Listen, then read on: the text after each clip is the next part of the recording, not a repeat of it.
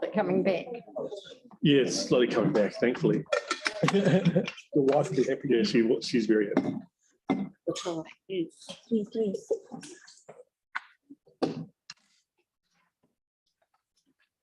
Everyone sounds ready.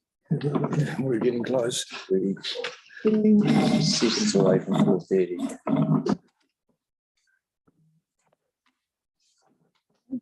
Okay, thank you. I'd like to open the meeting. We always start sharp at 4:30, and I want to let any attendee know that the meeting is publicly live streamed and recorded. That's just for your information, and we'll stand if we would please to do the karakia.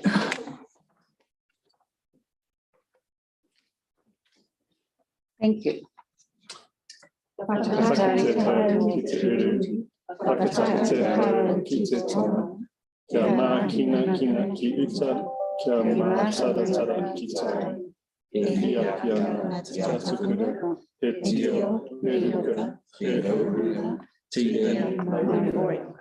Thank you.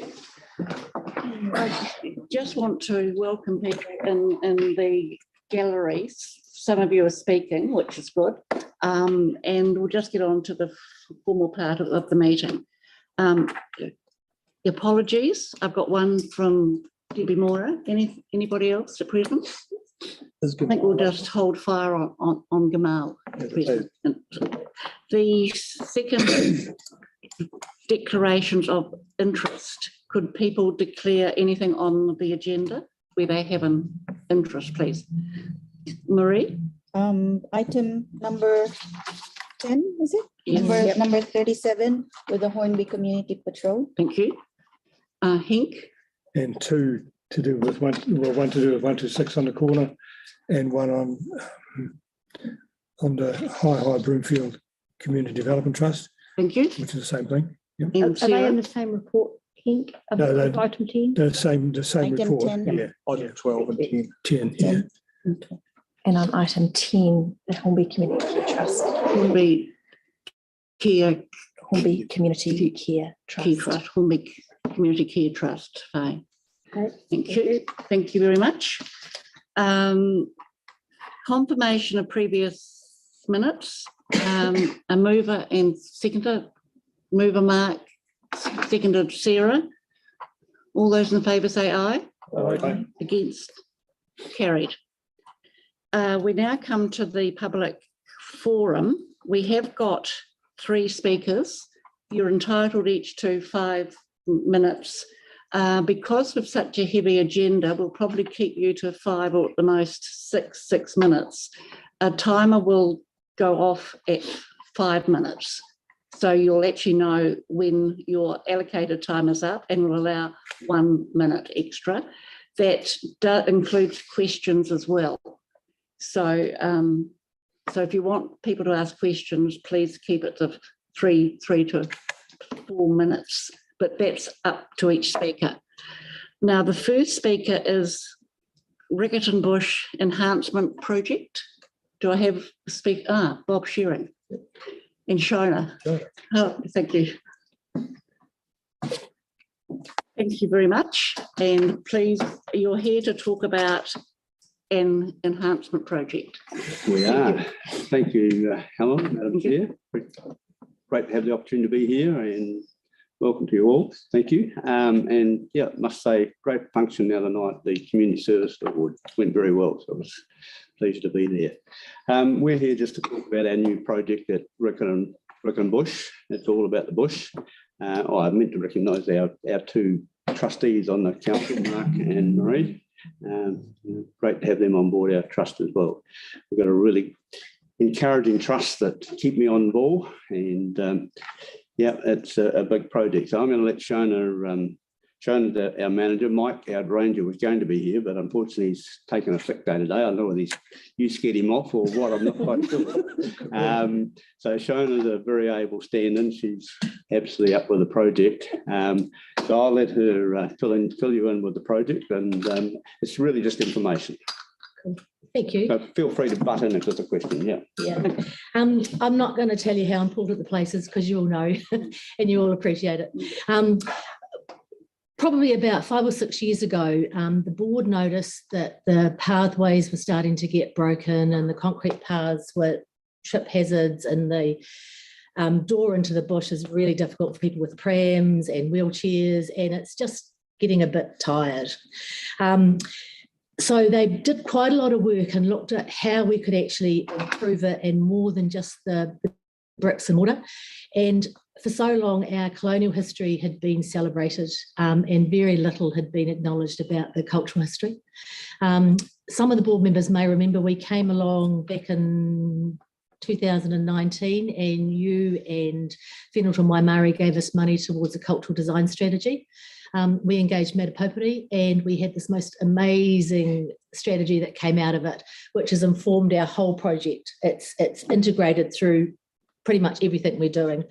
My overheads aren't going to be that good, are they? Because they're very squat. I suppose that works here. So basically, the board came up with sort of 5 ideas, and one of them is about creating spaces that enable learning. We've got about 4 or 5 areas where people sort of congregate, so we want to make them more formal education areas. We have about 70,000 people through the bush a year, and of that, we have up to about 8,000 school children, and they come either on tours or part of the education outside the classroom with the museum. So we're looking at creating spaces. We're looking at number 2 is the whole, actually telling the Ngāi Tuhuriri story, which is really what Matapopuri have done. It's actually whoever's doing it. Improved accessibility, so that's that whole removing any barriers to participation. We're making a wider boardwalk without the edges so that wheelchairs can go through there, prams, making it really easy. And then as far as the whole conservation side of things, it's looking at providing a boardwalk that actually has metal screws rather than the wooden screws, so it's a lot better for tree roots, looking at improving the fire system and also the irrigation system, and also putting in electricity in so that if need be, we can have lighting for occasions. And again, it's about acknowledging how special the place is to the people of Canterbury, and it's actually making it a place where people can come, they can learn, they can experience, or they can just be them. They can just listen and listen to cacophony of bird noise or sometimes absolute silence. So it's all things for all sorts of people. So that's sort of the whole idea of what we were doing. We engaged Kamo Marsh, and we've come up with an overall project plan, basically from start to finish, and this is what it's going to look like. So if you look at the one on the left is a sample of what the boardwalk's going to be like. It's basically, yeah, as I said, making it wider and having it on special piles. I'm going to have to talk fast because my time's going to run out. We've got the grove in the middle, which has got one access and one entrance, which is really a little bit scary for people because they're on their own and they have to come back out the same way. And if you've got groups congregating in there, and we have had some issues in the past with some sort of not so good behaviour. So we're extending the grove to make it through. And that is going to be, once it's done, absolutely incredible around the artworks and the installation and telling the Ngāi Tuhuriri story. And then we go down to the various hubs. There's going to be a children's learning area if we come up a bit more. And that's an area where probably particularly the younger children can actually play and have some interactive play equipment and things. But the play equipment are things like tree trunks and birds, things there. Looking at a waharawa at the entranceway, again, that wants to be in line with Dean's Cottage. So we have Dean's Cottage, which is very, very colonial. We have the waharawa, which will provide the context. And so that's all, yeah, really, really exciting. We're looking at 2.4 million for the project, to say it quickly. We're looking at starting next autumn, closing the bush for about 4 months to do all the hard work. We've got a little tiny bit of a glitch at the moment in our funding and really getting, I guess, support and a relationship going with Ngāi Tuhuriri. We've had Matapopuri, but they're no longer operational, so we've got a wee tiny glitch. But we're looking at doing a stage 1 and a stage 2. Stage 1 is all of the infrastructure work. Stage 2 will be the installations, artwork, and they'll complement each other. That's it in a nutshell. Yeah. If you've got any questions already. Plan. Thank you. Any questions from people? Can I just give a bit of context too? The bush itself is of national significance, and the house and the cottage are highly significant, and it's the first European settlers on the plains. So it's sort of, we somehow take it for granted, I think, in a way. Yes, Tyler. Oh, yeah, no, I was just going to say, thank you so much for that pitch. Phenomenal. As a constant user of that bush, I would love to catch up and talk a bit more about the project Oh, anytime. and see how it goes. Absolutely. I really appreciate that pitch. It's great. Thank you. It's hard. You get in there, it's hard to imagine you're only 150 metres away from Riccarton Mall. Yeah, that's hey? right. Yeah, It's yeah. a fantastic place. It's beautiful. All right. Okay. Thank you, board. Thank you Thank you. very much for coming in, Shona and Bob. Thank you. The next item on the agenda is the Halswell information booklet. Kate Cleverly from the Halswell Community Project Senior Project Managers there will provide the board with an update. Hello, Kate, and the person. And this is Kerry. So we're both down at the hub in Halswell. So many years ago, we as an organisation recognised the need to get information out across Halswell because as it grows so fast, it's a way to help residents and newcomers to connect and engage in the activities and events that are going on in the community. At the time, we put together a little information booklet with some information that we could find about the community. Since then, obviously, Halswell's grown significantly. And at times it can be as hard as ever to find information about what's going on in and around the place. So we started working with council staff on the idea of creating a bit of a directory of what's available in Halswell. The idea was to combine the original little information booklet with elements of the council's older persons guide that were specific to Halswell, our emergency preparedness booklet that we created, and as many other resources as we could, bringing them all into one publication. With the help of our volunteers, we researched and contacted as many different groups and activities as we could find to ensure that all their information was accurate. Combined with this information about the history of Halswell, the parks, green spaces, ways to get around, facilities to hire, as well as relevant emergency information, useful for agencies and contact numbers.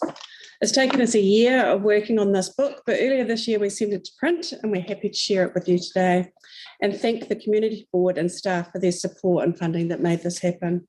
We've received fantastic feedback about this already and have been told it's an amazing resource for our community. Our next step is to ensure that all this information is included on our website and then update the book for the next print run next year. Thank you very much indeed. To present it to you today with a copy of the newsletter, just to say thank you for your support and your funding that made this happen. So, And thank you for, in fact, coming in. I'll ask for questions. Anyone got any question? Close Bit of a neighbours. crossover, isn't it? And It's then not really a Marie. question, just a comment. I think this is fantastic. And like everything that's in here is amazing. And particularly, I think too, with power cuts, Yes. emergency, you know, That was the having thought a paper process. copy when Yeah. you can't access online, can't use the phone. Yeah. Well, that So came from Kerry had family. Yeah, family at the time when we were doing it in Napier, and only one of them could actually text out to me, and Yeah. it just became very apparent how little they actually knew how to Yeah. love my family, but to actually help themselves with some of the, information. Because we So don't have phone books. Yeah. yeah, we rely too much on the internet. So, and we have a lot in our community that don't use the internet, and that's what the book's also designed for. Great work. Thank you. I've got a question from, in fact, Marie, and it'll probably be, oh no, I've got quite a time. Yes, Marie. So where are the booklets available? So obviously at the Halswell Community Hub, Yes. where we are, at Te Hapua, and at the service desk down at Te Hapua as well. So it's in the library and the service desk. I think they fight over it. In your welcome bag. And it goes And out. in every welcome Every bag welcome that bag. goes out. So these are the welcome bags that people get when they come to Halswell. People get in contact they're full of Yeah. that and quite a few other goodies. So we get new people coming in, picking them up. We get people coming in saying, hey, I've got a new neighbour, and taking one as a way of breaking the ice with the neighbour and things like that as well. So Just probably have to update my details on Yes. the JP because I'm wrong home address now. well, that's why we only printed 1,000 initially, Yeah. because we figure actually that way we can update them as each time we do a print run, we can double check all the anything that's changed. And yeah, they're flying at the door. So by Christmas, I think we'll be doing another run. So Post-election. yeah, Yeah. yes. So any further question? I just want to thank you for coming in. I've got a historical perspective. They had one of these in Riccarton pre-earthquake, and it was highly valued. And then somehow post-earthquake, that's dwindled away. But thank you for your effort and your work. Thank you very much indeed. Thank you for the support that actually made it happen. Thank you. Thank you. Who's that on? Thank you. Okay. I was going to ask who's that on the card. Shush. Now, the next person is Peter Simmons,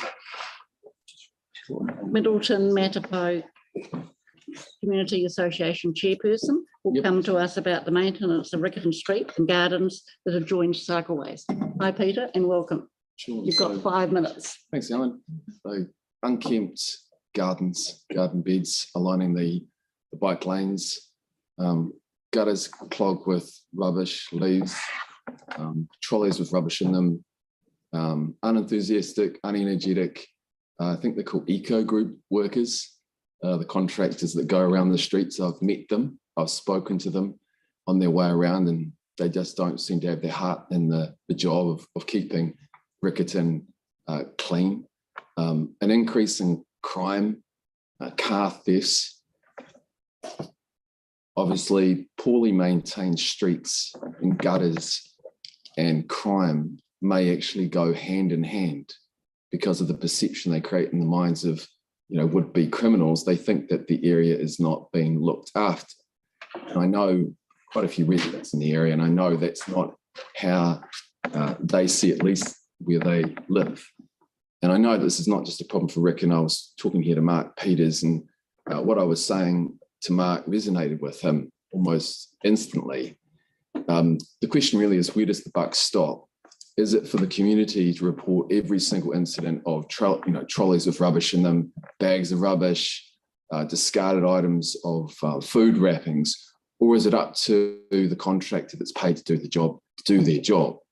Now, there's an information gap. I realise it's probably a maintenance schedule out there, and I hope that my area is actually on that maintenance schedule, because it doesn't seem to be, because we very rarely ever see eco group do their job, quite simply. It takes quite a push.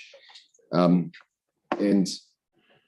with the unkempt garden beds, I put a request through to do that back in February, and I'm still waiting. So about 6 months on, they haven't done anything. I try to remain optimistic, and I'll just sort of walk down there one day and it'll be done. But I'm no longer in that sort of headspace of being optimistic, and I don't know what to do, because I've appealed to the members of the board for Riccarton. I've already done that. I've been down that line. I've made multiple requests to have work done, and I'm just at the point where I just can't be bothered unless someone pays me. If I was paid to do this work, I would do the reporting, but it's not my job. So what I would like to ask the board here is to ask the head of Eco Group to come and address the board about its work. Simple as that. Be accountable and explain why the work's not being done. The second thing is, when is the contract coming up for tender for that work? Because if it's coming up, I think it would be nice to open it up to the people of my area to give them to give the council feedback, so the council can decide whether we want to keep these guys doing the same job, because it's not good enough at this point in time. It's very depressing. I can see lots of nods of heads here. Yes, nodding heads over here too. And if these guys are thinking what I'm thinking, and they're not happy with it, then it's likely that more people feel exactly the same way. And I come to you guys. You're the elected officials. It's beyond me to be able to sort this out on my own. whichever way you would like to think, but it needs to be done. It's like your sort of your bedrock, of your community. You want to walk out, you don't want to see trolleys full of rubbish. But I walk and I see these things. They're quite easy missed, I think, when you're in a car. You can drive past and they don't register. But when you walk, you see these things.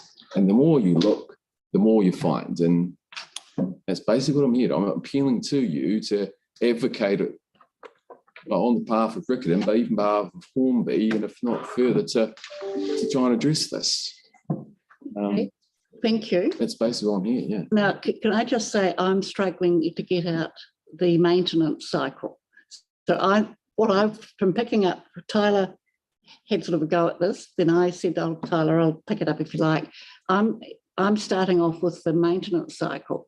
I don't know what that cycle is now, but we'll hopefully from now the board request, we'll ask a memo on this back about the maintenance cycle, for the gutters. The garden areas I know are meant to be undertaken by council. So I know just from experience elsewhere that the garden areas should be being done by council. Can we get the maintenance cycle for those garden areas on the road? And I'll just stop there. And Andre, you had your hand up for questions. Likewise, Mark. Just cancel that. You had a question. Sorry about that. I'm guessing you'd have multiple instances of reporting and not having the response come back on, like you'd have ticket numbers. Yeah, going back years. And have you provided those to? I have. Cool. So, It's a CSR, but they're in the same for me. It's taken a lot of work. 9 days, actually. Wow. So far. But the weird thing is the snap send solve is straight away. But Peter was saying that he doesn't have the technology to do a snap send solve. And there's probably a lot around the ward that don't. Yeah, exactly. But that usually gets action quicker. So I'd like to see exactly what's going on with the system around the CSRs being actioned on top of everything else. And there was some confusion that we had with Peter around who was doing the maintenance, because I went to transport about that. And they weren't sure if transport had to do this job or if maintenance had this job, parks had this job. So it's a bit of a doozy at the moment. So I'm looking forward to seeing that, and I appreciate Peter coming in. I would like to slide through these slides too, if possible, Faye, just to get everyone to see exactly what goes on around the ward. So there's quite a few of them. So I'll just move quickly through if it's all right. Yes. That was one of the worst. Thank God that's been mostly cleaned up. That one? Yeah, that was real bad. Where's that, Peter? That's Blenheim Road. So most of that's Blenheim Road, right outside the Java and alongside that. Because when I go into town, I usually walk down Blenheim Road, and Blenheim Road particularly is not being looked after. That's a major route. Yeah. I guess one of the things I would mention is that I've noticed that, once you cross this road here, it seems to get worse. And I've found that over that side, it tends to be better.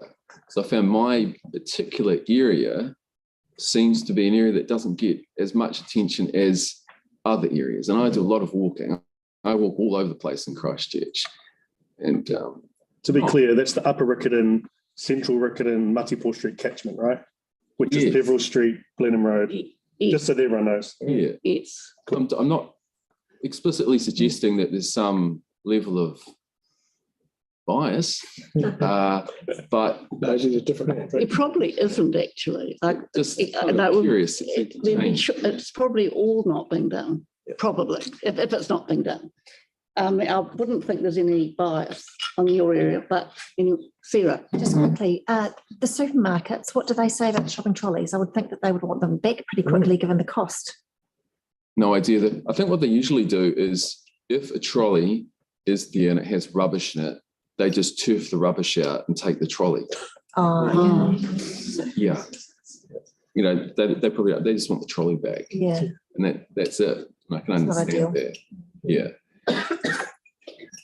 And a lot of Riccarton is, well, not a lot, is young people because of a university or young working people. And there's a transient, there's a change. And particularly on the south side of Riccarton Road, that about 33% leave within 3 years. So they tend to rent and tend to be more, what's a good way of saying it, tend to move faster than other areas. I would just say in response to that is, from what I can see, there's no evidential foundation for suggesting that people who rent are more likely to put rubbish on the street. No, I mean, and it's very hard to actually pinpoint who's doing it. I just see the end results. And unless it's dealt with quickly, it tends to mount up. It's the broken windows. You see more and more of that as time, and it avalanches because people think they maybe think it's okay. But there are a lot of, I know residents who live in there, have lived there for many, many years, and they look after their places. As I say, it's a question of where does the buck stop? And I kind of hope it stops with you guys. Well, it should. Now, I'm just aware of time. There's 2 more questions. Mark and then Tyler. I was just going to suggest there's a Keep New Zealand Beautiful cleanup week coming up. I think we should nominate Riccarton as a target zone for us to come and clean up. How's that? It's a good idea, and I did try it some years ago with minimal uptake. It needs a lot of promotional work, and it needs multi-ethnic promotional work because the area is ethnically diverse. And getting the message out to the Filipino community, all the different communities, that really needs the council to put its elbow in. Good challenge for Riccarton Collective. I'm all yes. But one question I had, Peter, was actually around action points. And I'm thinking here that this is not ward-based, obviously, or neighbourhood-based. It's more around the amount of people with foot traffic that we have. And there'll be a considerable amount more foot traffic than there would be here in the Kilmarnock Ryder Street area. Yep. And I'm thinking if maybe they have the same maintenance schedule that are equal to each other. And I'm wondering if the ones that have high rubbing points, such as the Blenheim Road catchment, might need to be stepped up in terms of maintenance schedules. If I could just add something to it. What do you think about that? It may also have something to do with the gutter type that we have, because in Riccarton, where I live, there are quite a few of those old style gutters. Yeah. And what I've found is that that's not necessarily the case in some of the new areas. They have these sort of squarish gutters. So I think the gutter shape does have, it's easier for it to collect up rubbish. And some places don't even have a gutter. They're covered in. And for that reason, I think treating each place the same is not the best way to go about it. Yeah, that's exactly what I'm going to say. But sorry, what was the question again? So would you say that this has a considerable amount of foot traffic, right? And obviously car traffic, which will then mean that we'll need to actually maybe step up the maintenance for this area in particular? I'll be honest with you. Nowadays, I see a lot of people just using cars. They use those e-bikes and everything like that, but I don't really see as much foot traffic. And I think it's declined a lot, foot traffic. So I don't know. I don't know, Tyler. Don't know. I just know that there's an increasing amount of rubbish. That's what I do notice. And as I said, I really need, the council needs to put its shoulder into it, because there probably are connected problems, including flooding is one problem with blocked gutters, but also a poor image. And then what that does, not only for people's mental health, especially during these winter months, but also for crime. So I think there are some connected aspects to this, and it's a real quick solution. They just go in and on a regular basis, maybe every 2 to 3 weeks, and do the work as they're paid to do. And I don't think that's asking too much. Yeah. Not at all. Thank you very much. Now we'll ask for a memo on this back, so to get some idea of what's meant to be happening, and then we can perhaps have a discussion about it. So we have to know what the baseline is, basically, at present. In particular, instead of it being ward-based, which a lot of them do around CSRs, it'd be neighbourhood-based, seeing where exactly the attention is going on. Yes. And if we need more. At the moment, I've got agreed to request staff advice on the maintenance cycles for gutter clearance, roadside gardening, and I've just got in Riccarton, but you want to put on South Riccarton. It's more central Upper Riccarton, right? Central Upper Riccarton. Could we please add the sort of need to talk about what preventative measures might be useful, because continually picking up rubbish is just never sustainable. Like the fact that so much showing up in the first place is only going to continue. So do they need to consider the design of these bins, for example, like something like that attracts litter because you think you can hide it? That photo before, was that a bin without a lid, for example? Do we need to, you know, do a stock take of the bins in the area, make sure people have got them in the first place? Maybe they've moved in somewhere and they haven't bothered to get the bin from the last 10, who knows? So anything we do for preventative measure. It's certainly a feature for the south side of Riccarton Road, going up to Hewlett's Road, all the way down to Dean's Avenue, basically.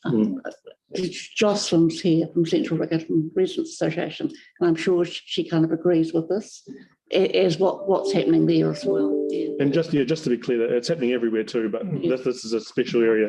I mean, the Kilmarnock Residents Association were talking about a lot of litter in their area, particularly with the waterways. But this is obviously something that sits outside of that. I'm just wanting to be clear and not looking like I'm favouritising any other areas, but this is something that is in need of a lot of attention. We'd like something like the board agreed to request staff advice of the current cycles for gutter clearance, roadside gardening, and roadside rubbish littering, but roadside rubbish collection, I guess, but I'll find a better word for that because I think it's bins. Preventative measures of some description. And any measures that could be implemented. Yeah, if you could also clarify what the supermarket responsibilities are. So, for example, if a trolley's got some of that supermarket's product in it, they go to pick up the trolley and they just put stuff on the ground. Technically, they've just littered, have they not? So. And it's pack and save in Riccarton. Yeah. So I'd hope, supermarkets aren't littering also.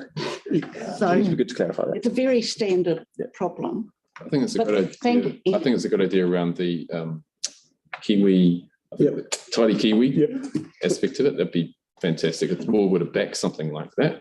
I've just put that through to keep Christchurch beautiful. See if we can't get it as a target. Yeah, great. Thank you very much. Thank you very much. Thanks for coming in. Now, we've been moving on to item 5, deputations by appointment. And we've got 3 people who want to talk to us about the urban forest planting. And perhaps first person is Jamie Houston, a local resident. So I wonder if Jamie could come to the table, please. Thank you. And you have 10 minutes, which includes questions. So because of the tightness of the program, we'll only give you 10 minutes maximum. Thank you. Yeah, I think I had some slides available. We can, I don't know who's got control of that, but this for the start. We're located on Tūturu Park, which is in Wigram, and this development programs for replantings going through its phases now. Now, we've deliberately purchased a section north facing with an aspect open views to the park, designed the house specifically for sun and living areas and stuff like that for good solar gain in the home and large windows and range sliding doors. We've already lodged a submission through the CCC objecting to the tree choices on the southern side of the park. So I'll talk about the southern side, and that alludes to that aspect there. So that's already gone in. We also have support from number 4 and number 6. This is Olsen Way, so I have support from number 4 and number 6 as well. Native trees are a good idea, and other species should be considered maybe, so long as they are bird and be attractive and are site suitable. We thank the CCC and the Parks study staff for the acknowledgement of our submission originally and the subsequent change to the tree planting study. So thanks for that.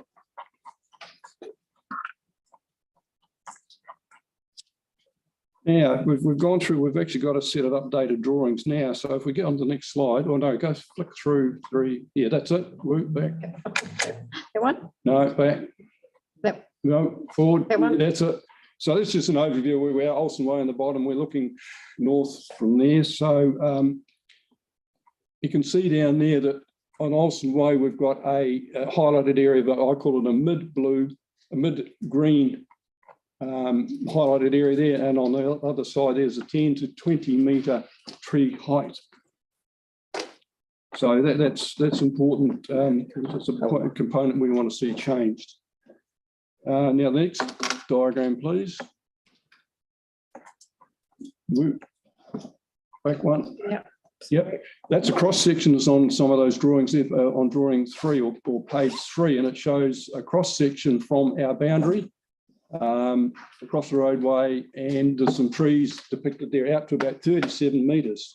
Now that drawing is incorrect because it's coming as a copy and paste from somewhere, and in fact the tree line that's proposed in that zone we're looking at will be a tree at the 17-metre mark. I've measured everything out and it looks as though it'll come in at about the 18-metre mark. So I don't quite know where that copy and paste has come from. That's a little bit misleading there. So yeah, so the tree should be 17 metres or so away from our boundary.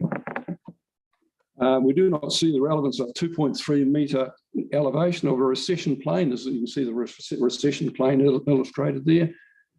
We don't know what that is there for. It's part of the building codes and consents processes. I don't know what it's doing there. So those points seem to be, that does seem to minimise the actual shadowing effect that's going on.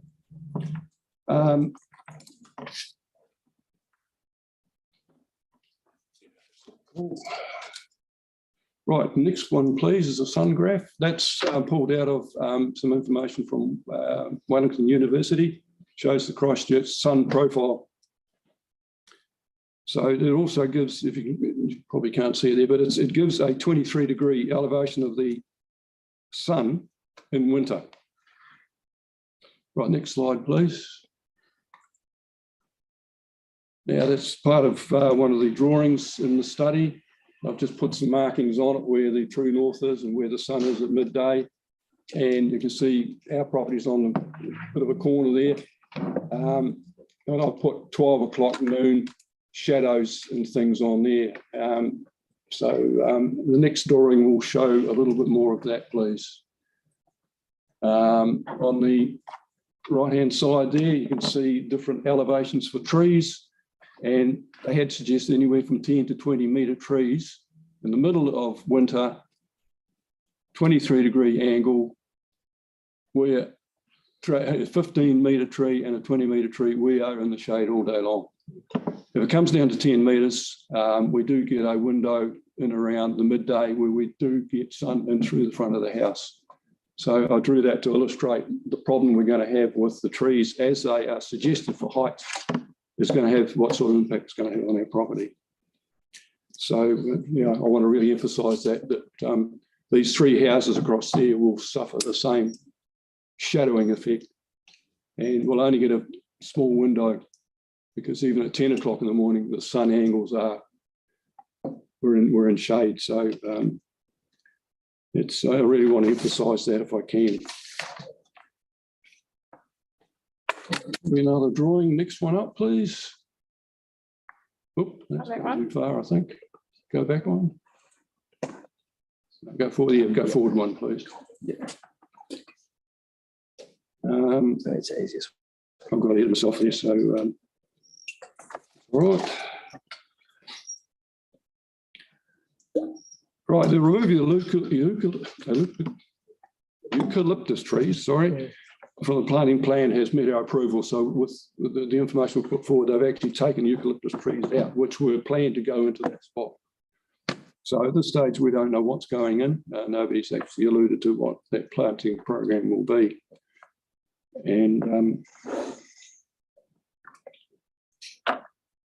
now there's a fairly important part here. If we go to the next screen here, partway down there on tree setbacks and spacings, you'll see the next one down is no tree shall intrude through the recession plane. And that recession plane, the study there showed the 26 degrees. It showed that tree at 17 metres out from our boundary would have an elevation maximum of 10 metres.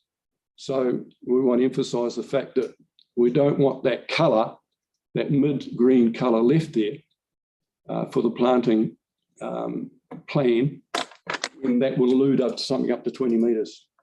So we're actually asking for perhaps that mid-green tone be changed to a light green tone so that the maximum tree heights will be no more than 10 metres. And in that way, it will not intrude through that recession plane. So that's something we wanted to emphasise.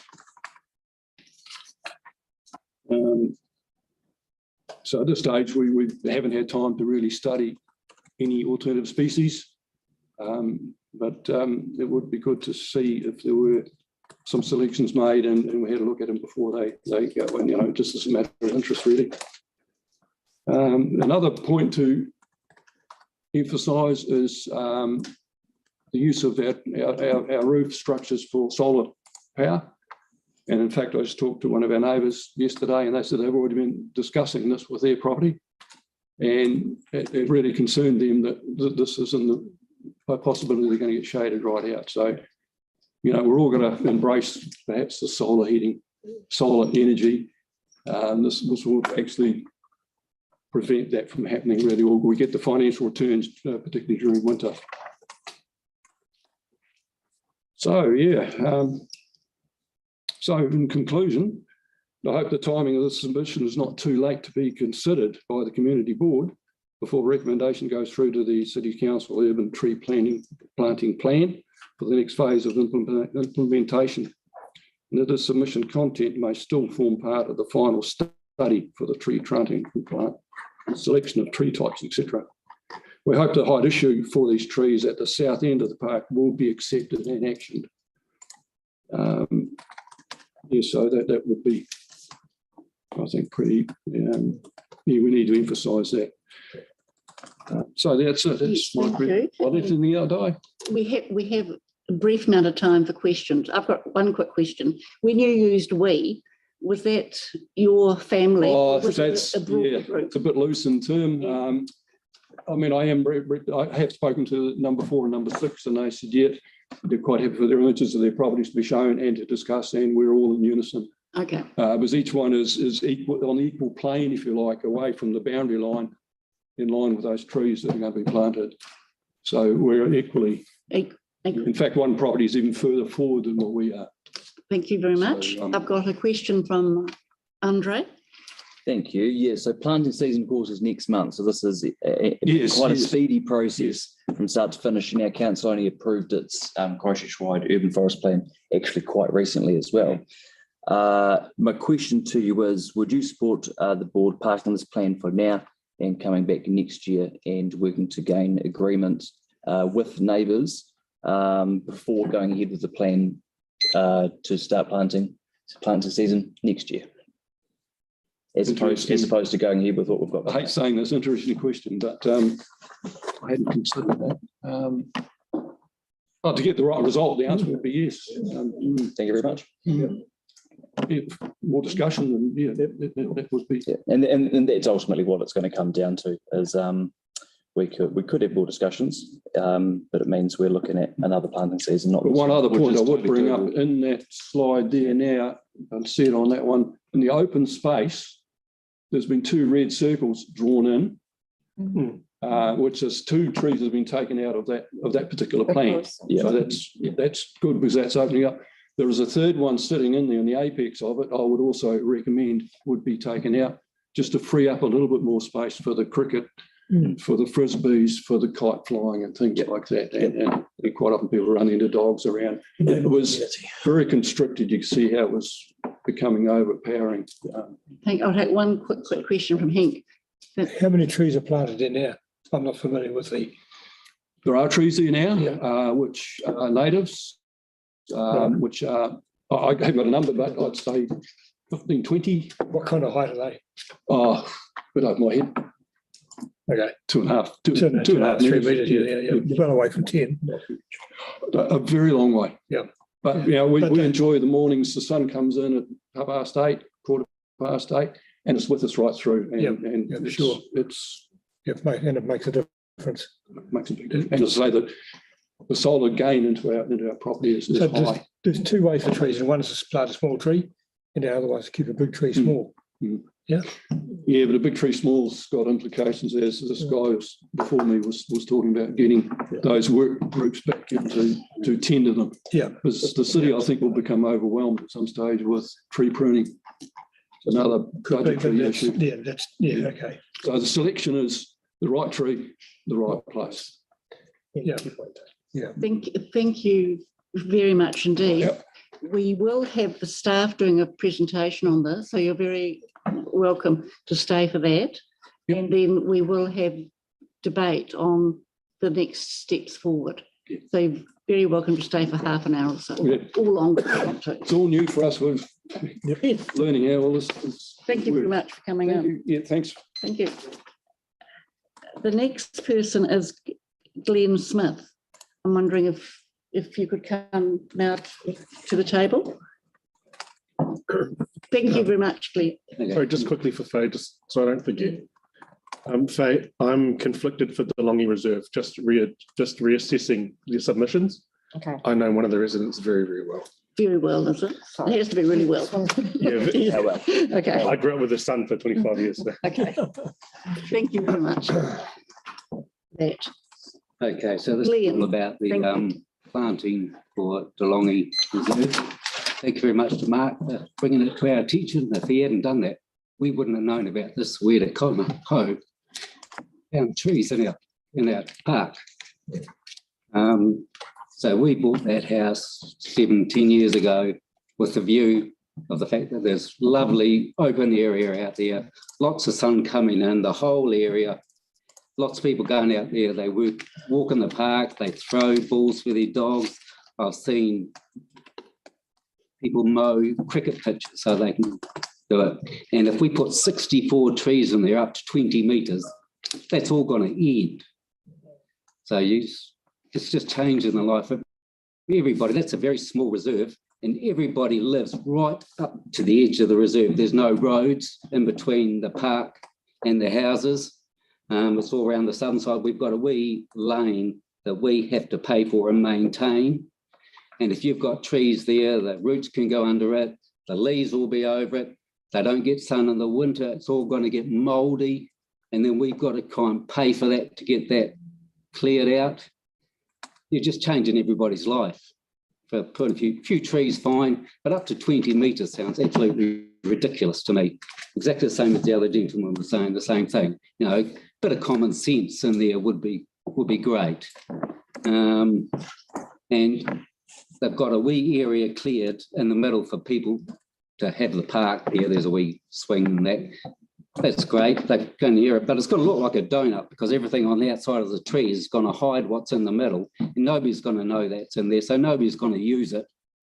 So you need a bit of clearance there so people can do it. So a lot less trees and a lot less height would make things a lot better. You know, obviously we'd rather have no trees in there because there's trees in there now and they don't seem to grow very well there.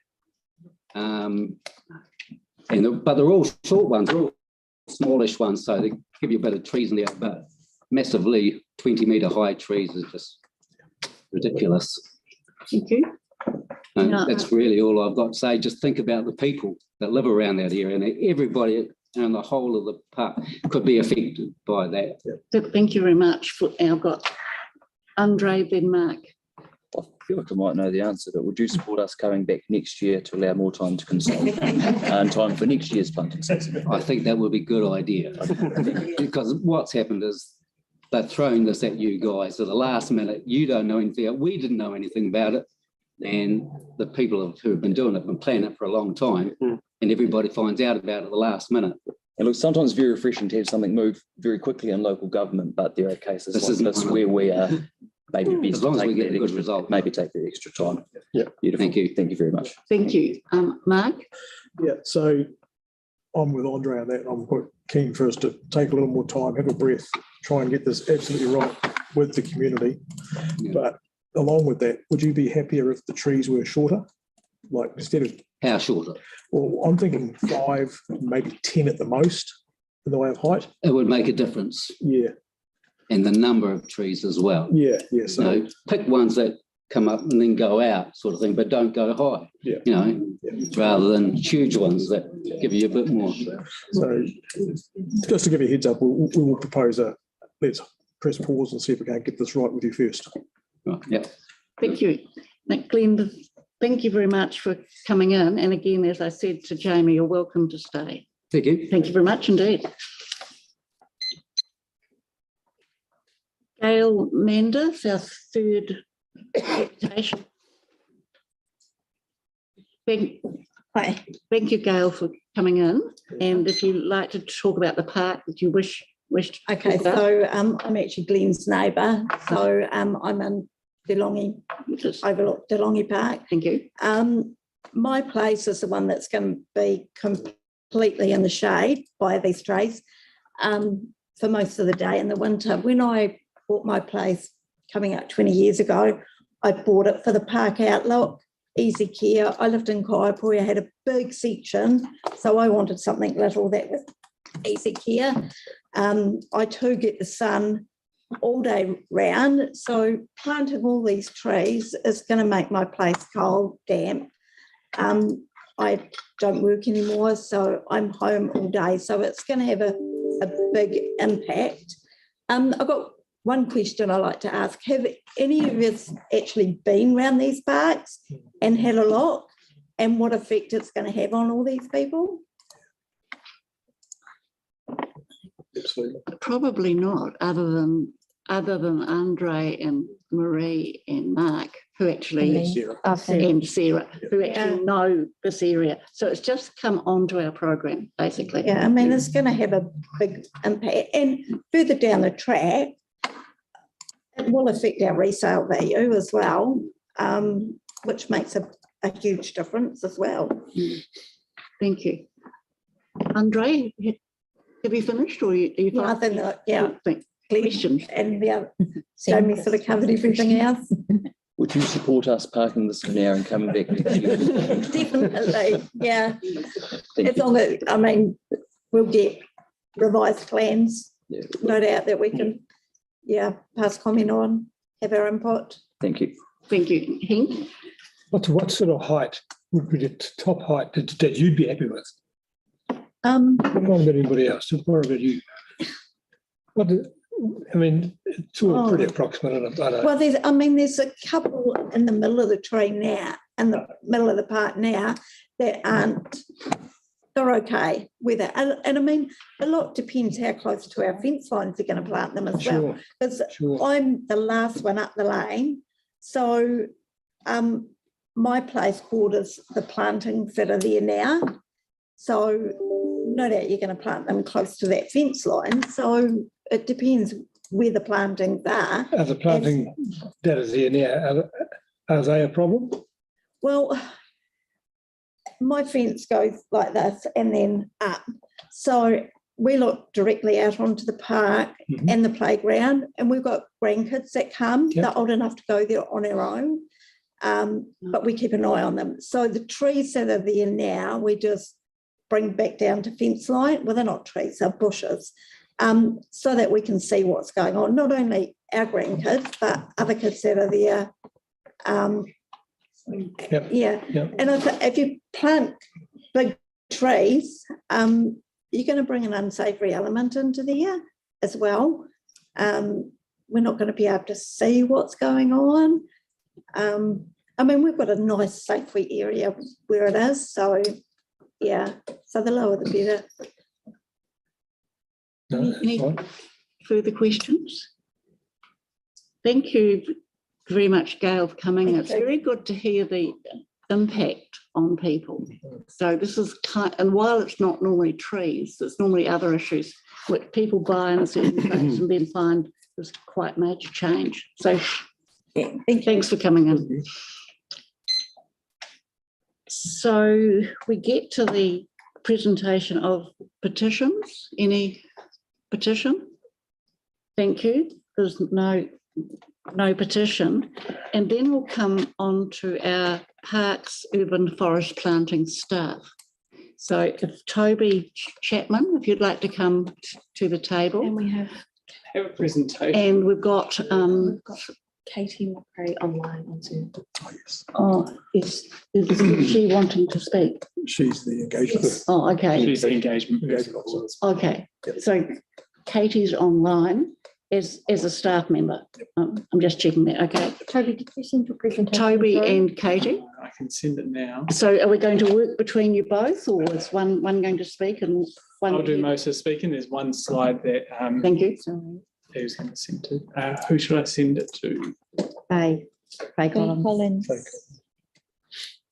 So Toby, if you'd like to talk about just a bit about yourself. I haven't met you. You've been a city arborist for a number of years, or just recently? Have you just? Yeah. So a little bit about myself. So I joined council. Oh, must be coming up 4 years ago now. So I'm the city arborist. I'm based at the Botanic Gardens. It's lovely. I am generally responsible for the trees in the Botanic Gardens in Hagley Park. But as my role, I drafted and wrote the urban forest plan and the tree policy and help with overarching direction for our trees. Thank you. Thank you very much indeed. Have you got a question at this stage, or can I ask Toby to do a brief presentation? Yeah, if you do a brief presentation, Tony. Yeah, so you've heard some of the.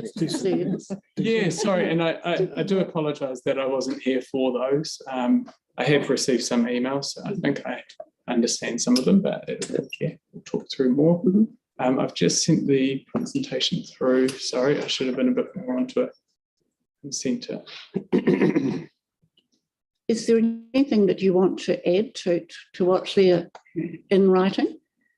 I suppose I'd just like to say that these plans can be adjusted to accommodate people living around the park. They're not something that's set in stone. We're not pushing back on anything, going, no, we won't change this.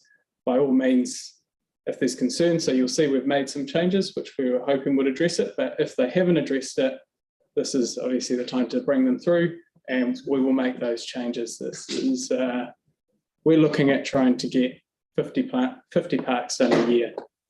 So in the grand scheme of things, we're trying to get a lot of trees and a lot of parks. So making changes, removing trees or removing the height of trees for the residents around them it's a good thing. That's why we're doing this. That's why we're getting the consultation. That's why we're getting the feedback. So you'll see I have made some changes. I had an email come through saying that we possibly used the wrong recession plans. We used a recession plan that we've used for buildings yet. So that came through. Sorry, I couldn't hear your deputation, but I've got no problem with going, okay, let's apply that recession plan to these boundaries then, and let's try that. So we're absolutely open to change. We're open to making you guys live next to it. It's making it a park that you enjoy. The purpose of this is to improve the area, not cause any issues for you. So I just want to go in with that sentiment.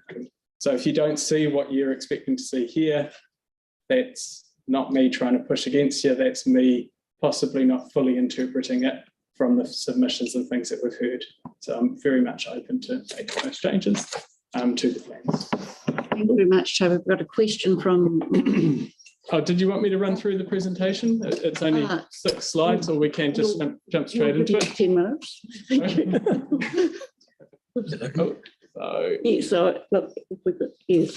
So if you just pick out the main points. Yeah. So I'm just here to talk to you about the planting plans. There's a slide on the consultation feedback, and then what we'll be doing going forward. So if we jump onto that next slide. So 14 plans went out. 4 of them were in the Waipuna Halswell-Hornby-Riccarton community area. The Branston Park, we've decided to hold off on that one, as some of the feedback we got were around existing trees, and we feel that it's better to approach that park and look at those existing trees, which is why that one's been held back. The other 3 parks we've brought to you ready for approval, and you'll see some of the changes we've made. Go to the next one. Thank you. Yeah. So we've used to design these parks, we've used the urban forest plan objectives. We've used the recession plan modelling, which I understand was talked about earlier. We've used setbacks. So the trees, all the planting plans are based on trees at maturity. So they'll be set back to avoid boundary encroachments onto sports fields, power lines, all of those things are all incorporated into this. And we're trying to get a good species mix of both exotic and native trees. So I think, is Katie online? Yes, I am. Yep, I can. So I can jump in at this point. So consultation was open 30th of June to 17th of July. It was quite a tight engagement period. We recognise that, but I would like to thank this board for the work that they did to promote the consultation during this period of time, as we certainly did have quite good turnout from your community. Overall, we had 145 submissions. Some of them were general and related to all of the plans. Others were more specific to park or parks. Of the general submissions, 36 of them in total, a significant proportion were related to species selection or indicating a preference for a greater representation of native trees. Could we just go to the next slide, please? So what we heard were in Totora Park, there were 5 submissions. There was particular concern from the submitters here around tree selection, referencing the gums. There were also some concerns about tree height, shading, and potential for root damage, which was pretty consistent across a number of feedback that we've received across all plans. In Delongi Reserve, there were 12 submissions. The majority raised concerns around the shading, height of trees, potential for root damage, and reduction of space for recreation. And finally, in Marama Park, we had 3 submissions. One was positive, one neutral, and one negative. Again, we saw a preference for natives here and a concern around shading. Okay. Thank you, Katie. Is that all? Thank you. We're just going to go over the changes that we've made to the parks. Okay, thank you. Yeah. So summary of changes in Totara Park. We've got 2 proposed trees that we've removed to increase the size of the open space. We also have been made aware of a cultural assessment that was done in Totara and Marama Park, which has recommended that those parks only have native species to the area, so the species will be changed. Do you want me to carry on? Or? Yep. Oh, yeah, no, sorry, just adding myself to the list. We'll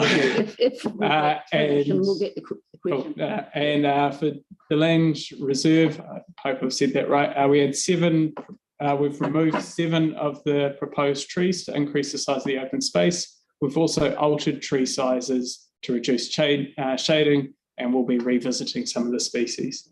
And then the next 3 slides show some of the changes. It's a bit hard to see, but you'll see the red circles around that open space to increase the size of the open space in Totoru, sorry. Yep, next one.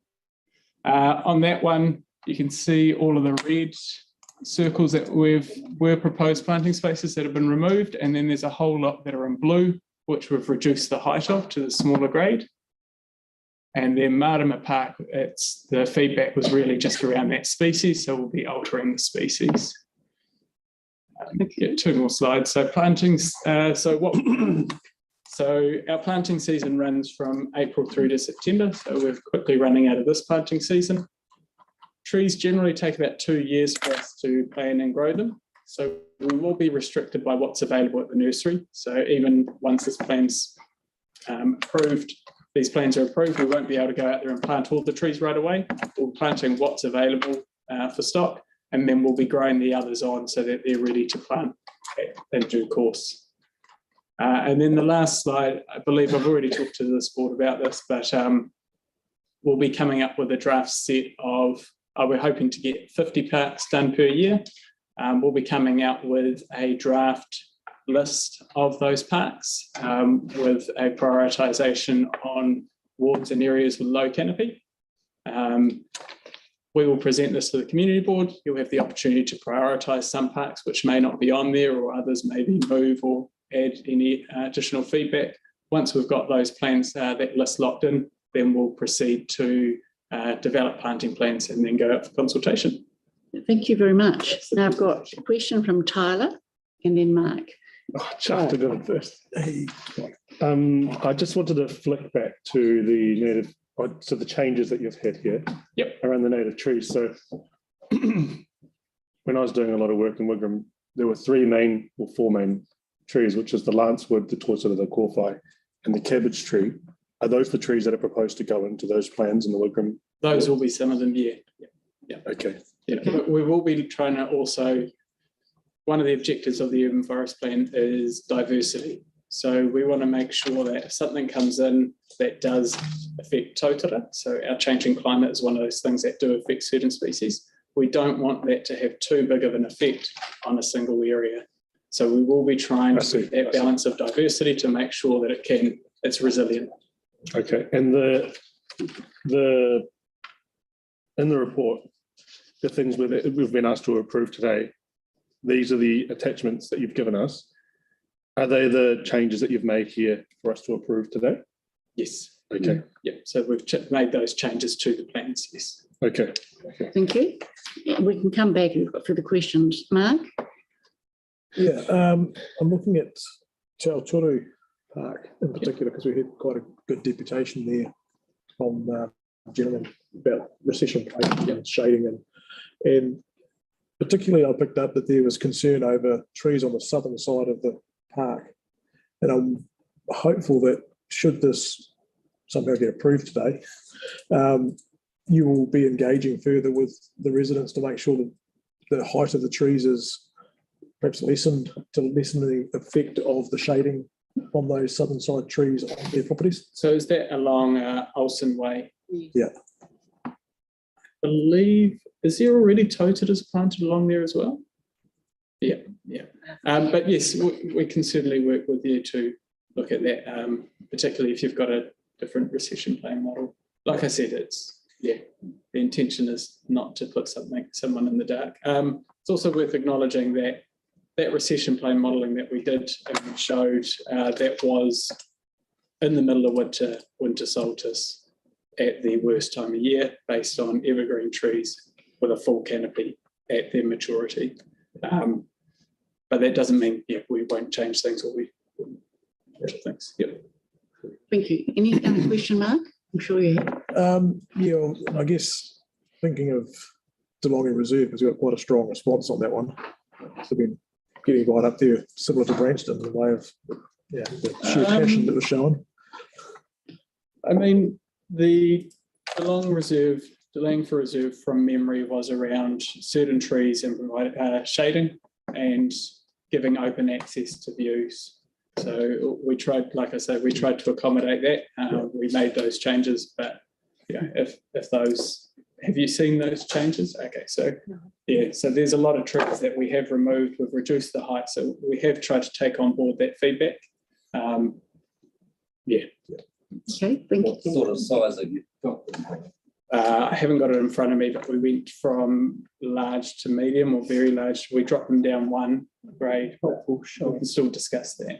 So have I heard correctly that the residents haven't at this stage seen those changes? What's that, sorry? That the residents haven't seen those changes? No, it was in the report there, attached in this report. So the actual report we've got has the changes? Yes. Faye, Good. No, that's in fine. order to help that, I could actually recommend that you go to page 29 On of the agenda. Yeah, I'm just trying to bring And the then agenda. you can swing through to show the residents. Thank you. Okay.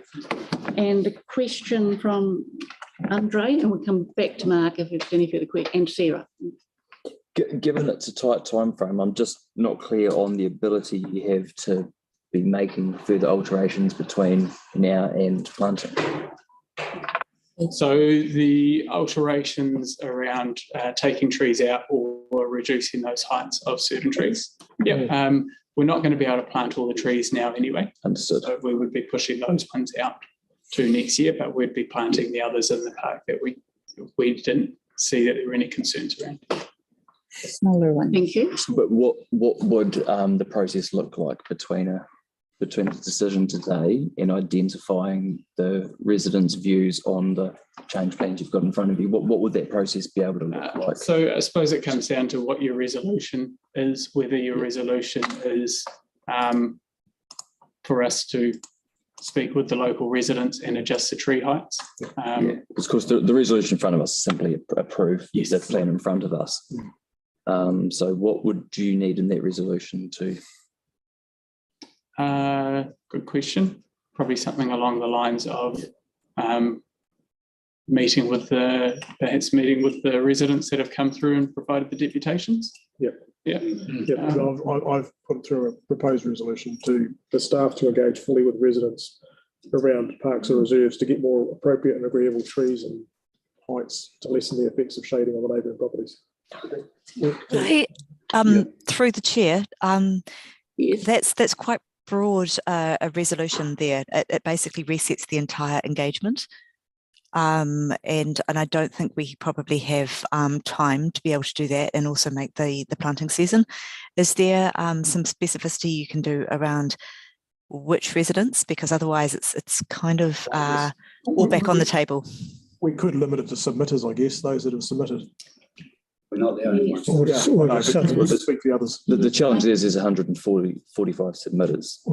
So there's only a proportion that have specifically been in touch here, but it wouldn't necessarily reflect all of them. I'm just a little cautious about saying that, and engage fully with all of the residents all over again.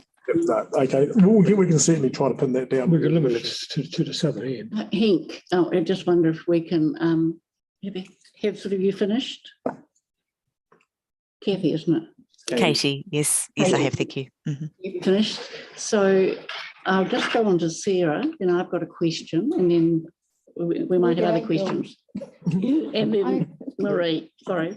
Go ahead of me. So irrespective of when this happens, I do have a concern around existing trees in Wigram not being either the ground wasn't prepared well, or there's some limitations to their growth at the moment. I don't know if you've driven around the area, but there's numerous trees that look pretty much exactly the same size as what they were when they were planted 11 years ago. Yep. So I'm pretty concerned that it's done right. And so, what can we do to? A couple of things. One, I haven't been around Wigram, but it's not an uncommon problem. There's a couple of things we're doing. One is we're bringing tree planting in-house for these parks. So we've got our own team doing it. So we've got a really high quality control there. We're extending our establishment period to 7 years. So we'll be looking after that tree for the first 7 years before it gets handed over into the normal schedule. So it will get looked after a lot higher standard. We're also moving to smaller grade trees. And that's because, like you said, those large trees, generally what happens is they go in, we have root issues for one, but they're also, they kind of go into transplant shock where they just sit there and they don't grow. So going into that smaller grade, instead of seeing your 2.5 metres at planting, they'll only be about a metre.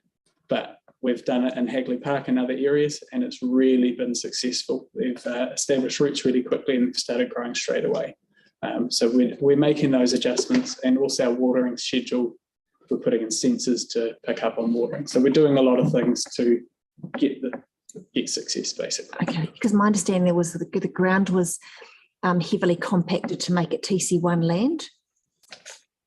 I don't know that for sure, but that could be a reason why some of these trees haven't developed. It's quite a common thing in developments, particularly in the road corridors as well, where what happens is everything gets compacted to create a really big hard surface, but that's not conducive to how trees grow. So we'll be adding soil, we'll be doing things to improve them. One quick thing, can anything be done with these existing trees that aren't growing? I don't know. It's a bit of an ask. Thank you. We tree pitted those orchards in Wigram too. I just wonder if I could go to Marie. All right. As of last night, I had about 10 questions, and I've knocked them down now, and I've got 4 left. Okay. So if I just go, do you have, are you able to give us the size of these parks in square meters? Each of them? Not off the top of my head, sorry. So would you say they're relatively small parks? Yeah, they're not the really large parks. Not the large parks. But they're not our small pocket parks. So is there a requirement for large trees to be planted in these small parks? Or can we do away, because you have up to 5 meters, 5 to 10 meters, 10 to 20. Yep. Is there a requirement to have that 10 to 20 there, or can we do away with the 10 to 20? There's not a requirement, but a lot of the benefits you get from trees are based on the size of their canopy. So once we start reducing that size of canopy to get that spread, if you think of on the ground and you're going to short trees, you're going to have a lot more to get that cover in your park, which means that from the ground, you're going to be looking at a lot more stems as opposed to the occasional big tree where you're looking at a single stem. The big one. They're no short and Short and fat. short and fat. You have your short weeping trees, but generally the area under them, like the natural form of that tree is weeping and it's constantly going down to the ground. So it ends up taking a lot more of that space up of the park and it can actually feel more confined. Okay. All right, thanks. Okay, Now thank two more. Go ahead. Going back to your report, number 5.4, I was just confused with this. Said all trees will be maintained for the first 7 years Yes. before being included in our normal tree maintenance program. What is that normal tree maintenance So the program? normal tree maintenance program, depending on the type of park, determines how often it's visited. So our normal community parks, they're on like an 8-year cycle sometimes. They'll be visited every 8 years where they will go through and do the full prune. They'll still do reactive stuff, so stuff that comes up, get visited more frequently. But with these trees, because they're going to be that first 7 years, so the first 3 years, they'll be watered, so they'll be visited multiple times. Then at year 3, they'll get their first prune. At year 5, they'll get another prune. And then at year 7, they'll get that final inspection to make sure they're all in good form, healthy, happy. And then they'll go into our normal maintenance cycle where they get 8 years. required. It depends on the location in the park, but that's when it gets looked at, not necessarily work getting done on it. The goal is with trees, you try and do the 80% of the work on a tree in the first 20% of its life. Right. And that's because it's small cuts, it's creating a good, healthy form for the tree. And then as it grows older, it needs less work done on it. So we're trying to flip that to make sure that we're maintaining them early. Last question, funding. It was a total of 120,000, about 120,000. Are you able to give us a breakdown for each park? Because this is coming off better off funding. And I think as a board, we were looking at splitting it among the wards. No, it's totally different. Totally different. It's better off funding? It's different altogether. Funded in the annual plan. It's already funded. All right. It's a So citywide it's planting program. All right, okay, gotcha. So that's part of that big program. All good. Thank you. Thank you. Now, I've got a question then, Andre. I'm not a gardener, Toby, but I always thought you could plant up to show weekend. That's mid-November. So this September deadline, is this something that's our council deadline or is it a standard? It's a standard, yeah. So actually, normally we don't even plant into September. We would normally try and cut off before September, but we've had quite a wet winter, so we've got still quite a lot of moisture in the ground. Generally, the reason you stop planting around that August, September is that's when the trees start to flush out. So you're trying to draw a lot of water. That's when your roots are starting to grow. So you want to get them in the ground and establish them. If you go after that, you're putting them in at a time that they aren't putting their roots out. The soil's drier and they tend to get a much harder transplant shock and you do start to get dieback in there. Yeah. Thank you. Andre. There was some feedback around Marama Park and concerns on shading there, but there hasn't been a change to the plan besides the just the species. Yeah. Marama Park. Just one, Toby. There was just one submission that raised the concerns. So I guess it's just other than that though, the other two ones didn't. The one that came through had any changes been considered as a result of that feedback from that neighbour? I guess. I think we would have looked at it and looked at where they were placed to determine how much shading they actually got on that. But no, sorry, I don't have that one in front of me. No, that's all right. Thank you. Got a question from Tyler, and then we'll have one more question, I think, from if anyone else has got a question. Thanks, Tyler. This is probably for Katie. How prevalent were the submissions around retaining sunlight around the city? Were there quite a lot of submitters talking about sunlight retention? There's across in the general comments, not so much.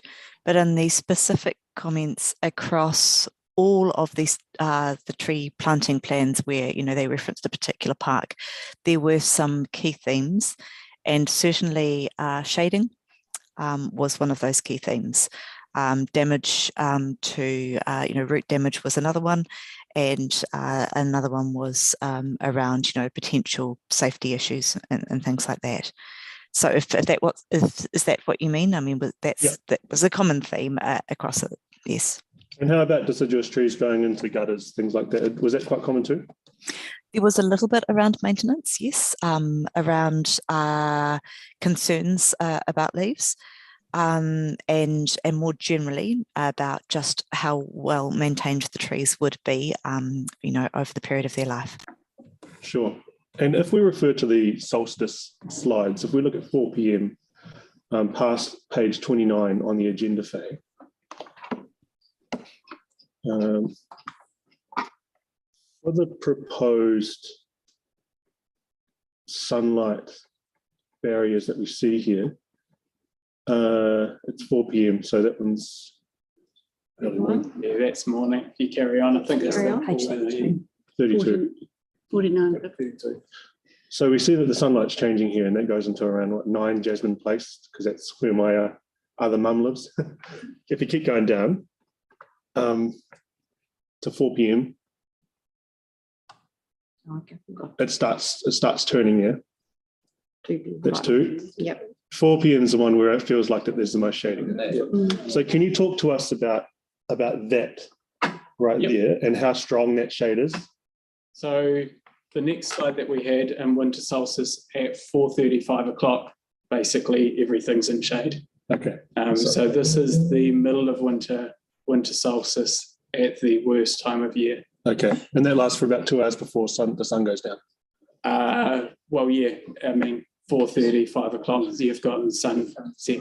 Sure. So you have quite a considerable change from sorry, I'm asking some tough questions, man. No. From the 2 p.m. solstice, if we go back one page, sorry, Faye, just for everyone to look at.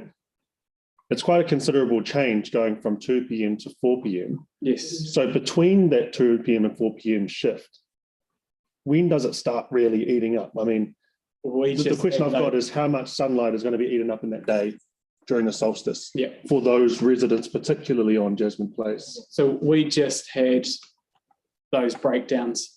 Okay. That came through. Yeah. So it's sort of by there was hour. one more that basically came through, which was the next one, which was everything was in dark. Yeah. Okay. So in those trees that were proposed there, how many of those, sorry, I probably should be looking at the landscaping plan, but how many of those are trees that are going up to 20 metres? So those are the middle ones have all been reduced. So those have been, the sizes have been dropped down, and the large ones that were in the middle. Oh, which park is this? DeLonghi, sorry. DeLonghi, yeah. So if you go down one more. I should have referred to the plan, my bad. But yeah, no, that's fine. Keep going down. Keep going, girl. Yeah. That one? One more. So 6 p.m, everything's in dark. Yeah. Yeah. Okay, go down one more, sorry. And you'll see here. Oh, there we go. So we reduced the size of those down. So to mediums and large. So in order to mitigate the winter solstice shading, what would you need to do? You'd probably need to drop them down to, to avoid all shading. Yeah. Because of the spread that you saw on how low the sun is, you would almost, I don't know for certain, but you probably need to take them all right down to 5 metres. Okay, and how long? The sun is so low at that time of year. Yeah. And how long does it take for a 1800 mil tree, tortada, to go up to 20 metres? Oh, 50 years. Yeah, 50 years? Yeah. Yeah, cool. This is at maturity. Yeah. All right. So there's a lot to think about here, and I was just wanting to put into perspective around thank you. What it would look like. But I appreciate your feedback, and I am thinking about an alternative here, Helen. I just don't feel comfortable. I can't talk on DeLonghi because I'm conflicted, but with the other ones, I just feel a little bit wary of. Where it is. But it is 50 years away, to be honest. But I've got a question from Sarah, and then I'll ask Toby to withdraw from back the table, and we'll have a discussion. I want to welcome Gamal, who came in earlier too. Yes, so we've got Gamal here about half an hour ago. Thank you. Sarah. With DeLonghi, how tall are the highest trees that are currently there? I don't know. Yeah, because it would be helpful probably to compare these shadows with what's existing. Yep. It also depends on not just what's there, but what's going to be there. Yeah. Okay.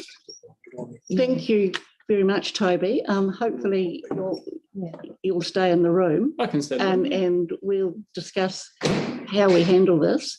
And perhaps if there's any further question, we bring you back. Thank you very much for your hard work on this. Well, Tyler had an approach, but he's coming back. So Mark, Andre, anyone? You feel, I guess people feel uncertain at this point. So it's the sort of breathing space. How do we handle some breathing space is the issue. Do we have a small group working on this? Do we want to hold it off for another meeting? September meeting might be a bit late. Do we have one end of August? So I'm just putting out some options if you want to hold fire on it. Is there any park we could put through, like Marama Crescent? Is anyone confident about moving that one? So I've foreshadowed a resolution. Sorry? I've sent through a resolution. Have you? Okay. Did you send it to me? I've sent it to you. To everyone. Including you. That's if they're included on the community board. Thank you. Sorry, I hadn't realised. Yeah. Because I flicked through a forced shadowed resolution as well. I think to explain Andre's one, it was basically we delay until perhaps next planting season. And my resolution was we could perhaps proceed with this year's planting season, but we'd need to be fully engaged with the submitters to make sure that we get this worked through to a satisfactory point that you would be happy as the submitters to see the planting go ahead. But that becomes quite tricky, I guess, around then as to how we're going to manage that process. Yeah. And certainly I was comforted to hear Toby's pledge to work with the locals that are submitted on this. I think that's absolutely positive, and thank you for that. But it's just whether we can make that work well enough for our satisfaction as well as the submitters and the staff that need to get on and do something to get the trees in. I'm just a little bit nervous around that whole situation. So look, can we put up Andre's resolutions as a starting point anyway? And Tyler, you had something to add? I would like a bit of both. I'd like to get it done at speed, but also bring the residents on board. So how we word that is the big question. Well, Andre has suggested moving motion that the board defers the plan until the 2024 planting season, allowing time for additional community consultation. There is another solution. The board could put the lay the report on the table to come back following through the consultation, and the whole report would come back to the board at a later time. Next year. And we could do that, and we could do it and have a special meeting of the board, but wouldn't late August or wait till in fact the September meeting. But as Katie noted, that's a lot of work for staff around additional engagement. So So certainly the board could come. I mean, the board can do it. We could set up a small working party if you wanted that. All I'd request is those residents that are affected by the solstice shading, they get brought on board around proposed changes. That's sort of where I'm at. That's sort of what I'm feeling. Okay. I'm not sure if that's how the residents feel around having the right consultation. I don't like the word consultation because that means it's going back again. Yeah, what I'm meaning is it's just having a yarn to the residents that are affected by the shading and having it approved. So I would like to approve the plan on the basis that residents Okay. How much time do we need for that? I just don't know how to word that. No. Without having to make Katie do all of this work and do stuff all of this work. So And the trees. I'm welcoming Jess's thoughts on Could I this. suggest on Tyler's vein that if you do want to approve the plans, that the public who attended via the 3 deputations that we had, that staff worked directly with those 3 deputations to work through their concerns and come back to the board with advice on those changes. Could I perhaps add in there, because there are some who submitted, but they couldn't be here, so. No, but acting via the 3 groups and by deputation as representatives of those groups. That works. Thank you. Now, it seems, can I just summarise? It seems we've got 3 options, possibly more, but 3 options. One option is to go with Andre, to hold the planting till next season. Going back a bit from that is what I put forward, that it comes to the September meeting after further discussions with affected residents. Or the other option is that we approve it subject to staff working with the people who've done presentation tonight and bring it back to the formal ratification for the September meeting. Is that possible? No. No, the answer. No, the answer is obviously no. It takes We you. don't bring a plan forward. Yeah. But what we could do, sorry, do you mind Yes. if I? Come to the Please. table. Come back. As an alternative solution, what if we work with the people who've come in for the deputations and we don't do any of the planting of the trees that they're concerned about until we bring that back, but it means that we can proceed with the other stuff. Is that Very difficult Now, to define. is though. that, what's the other stuff? It's not just tree planting? we will engage with them. That's right. Yeah, so we'll engage with them, but instead of us having to bring a report back to you to get everything approved, we just agree that we won't be planting anything that they're concerned about until a report is brought back to you with that approval. Okay. Is that, I don't know if that works as a I can write that up. resolution. No, it doesn't work as a resolution. No, that's the fourth option. Sarah? I think it's, if we do that, it's important that we talk to the other residents that aren't here, Submitters. the submitters. Yeah, Yeah. particularly Marama Park, because there's no representation. Yes, I realise that. Yeah. And there are others around Geelong who would love to be here. Process again. Yeah, I'm just not seeing a way forward this planting season and having the public buy-in we're looking for. I think we've got to get it staff right. resources and time to do it. I just can't see that in a resolution wording. I can't see that in a time frame. I can't see it in, any expectation staff resourcing. I just can't see. I'm not sure about that because I think there are a number of trees. Can I just interrupt here? I'd like to suspend standing orders and quickly go around each person. Would someone, I'm moving, we suspend standing orders for about 5 minutes. Mark, and seconded Mark. All in favour say aye. Aye. Against, carried. So Sarah, we'll start with you and if you just say what you think the option, that the best option is. Without knowing enough about being obviously a new board member and knowing how it all works and the timeframes that are required and all of that, just after what Andre's just described, then I would be in favour of holding off. I think that it's particularly important that we don't rush it. I know it's going to be a year, and it's really good to keep things moving and achieve things, but I think this is an important thing to get right. Okay, thank you. Andre? Oh, You yeah, just obviously- to say, I'm with Tyler, I'm keen to get something moving now, but it doesn't sound like we're able to come up with a resolution that's going to allow us to do that. Okay. Yeah.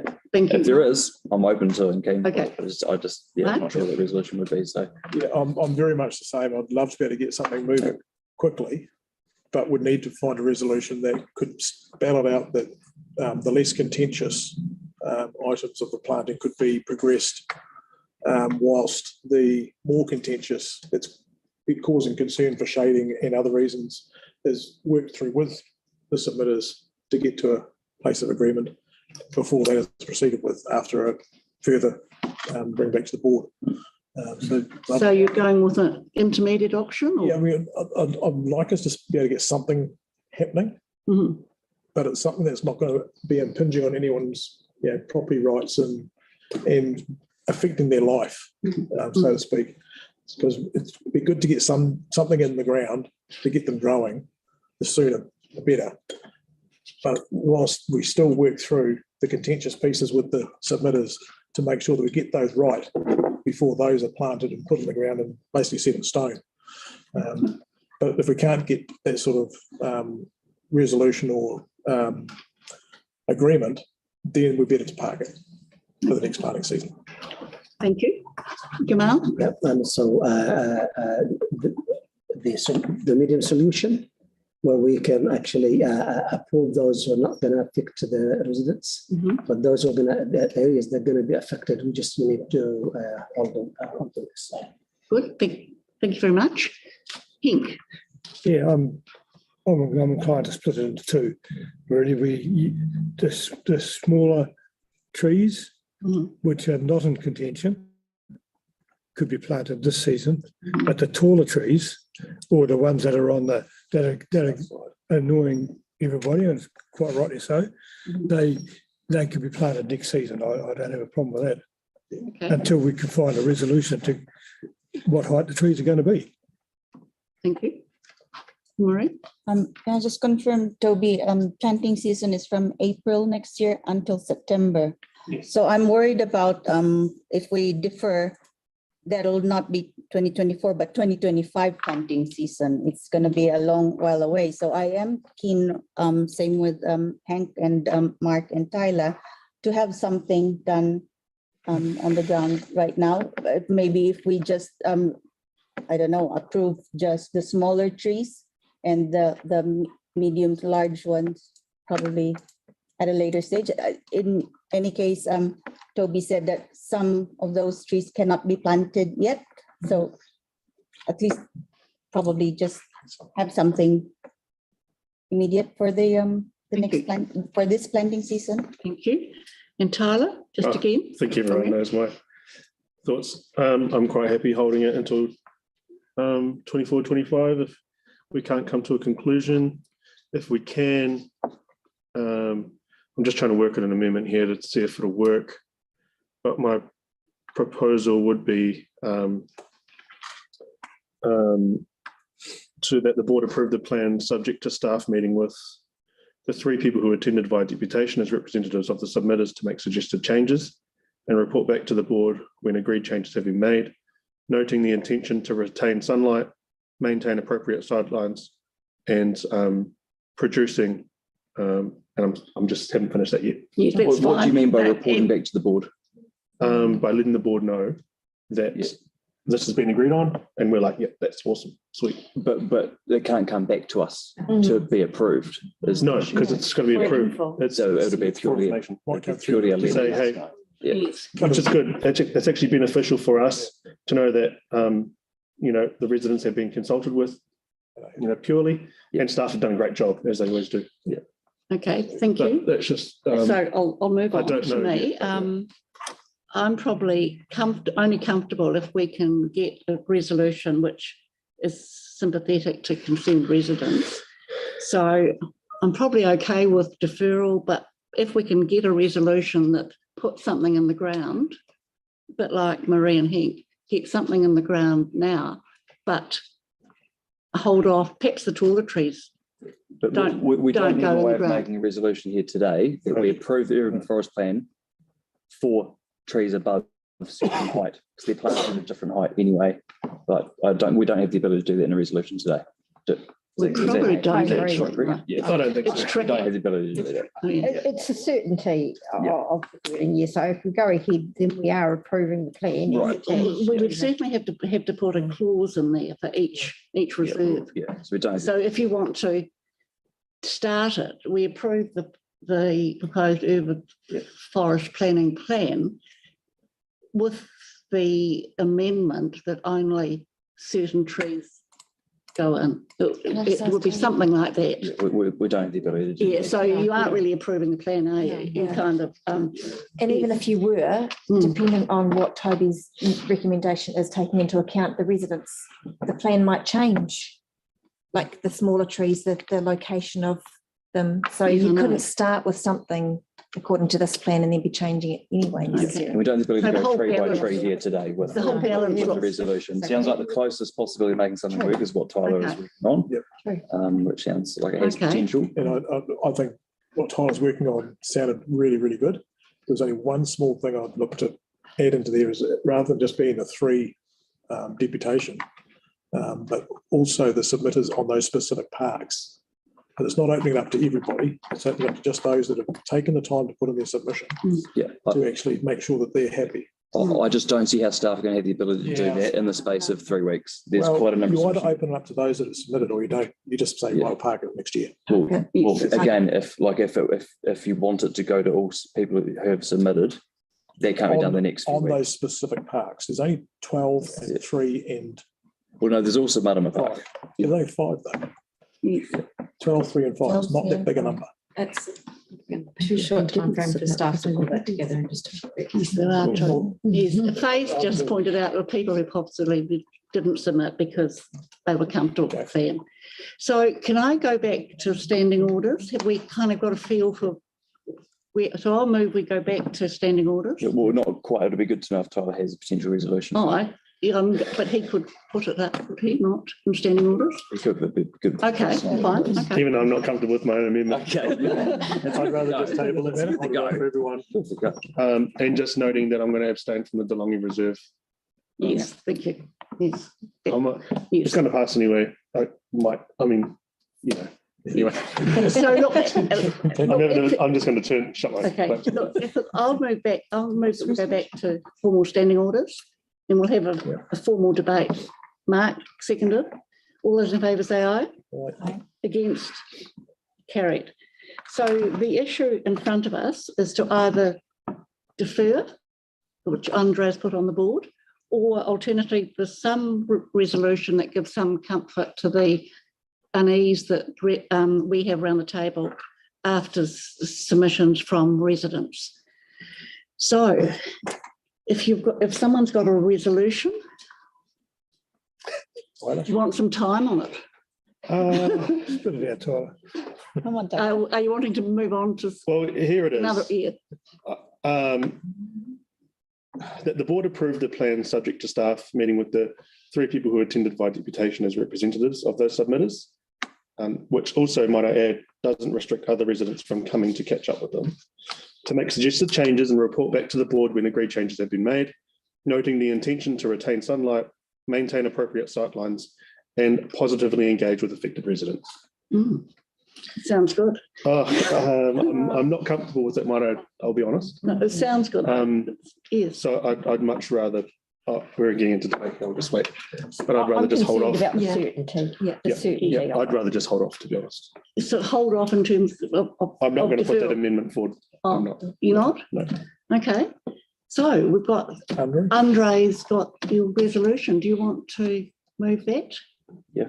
So Andre, can I suggest that we do we want to leave the report to lie on the table? So the whole report will come back with perhaps amended recommendations after following further engagement?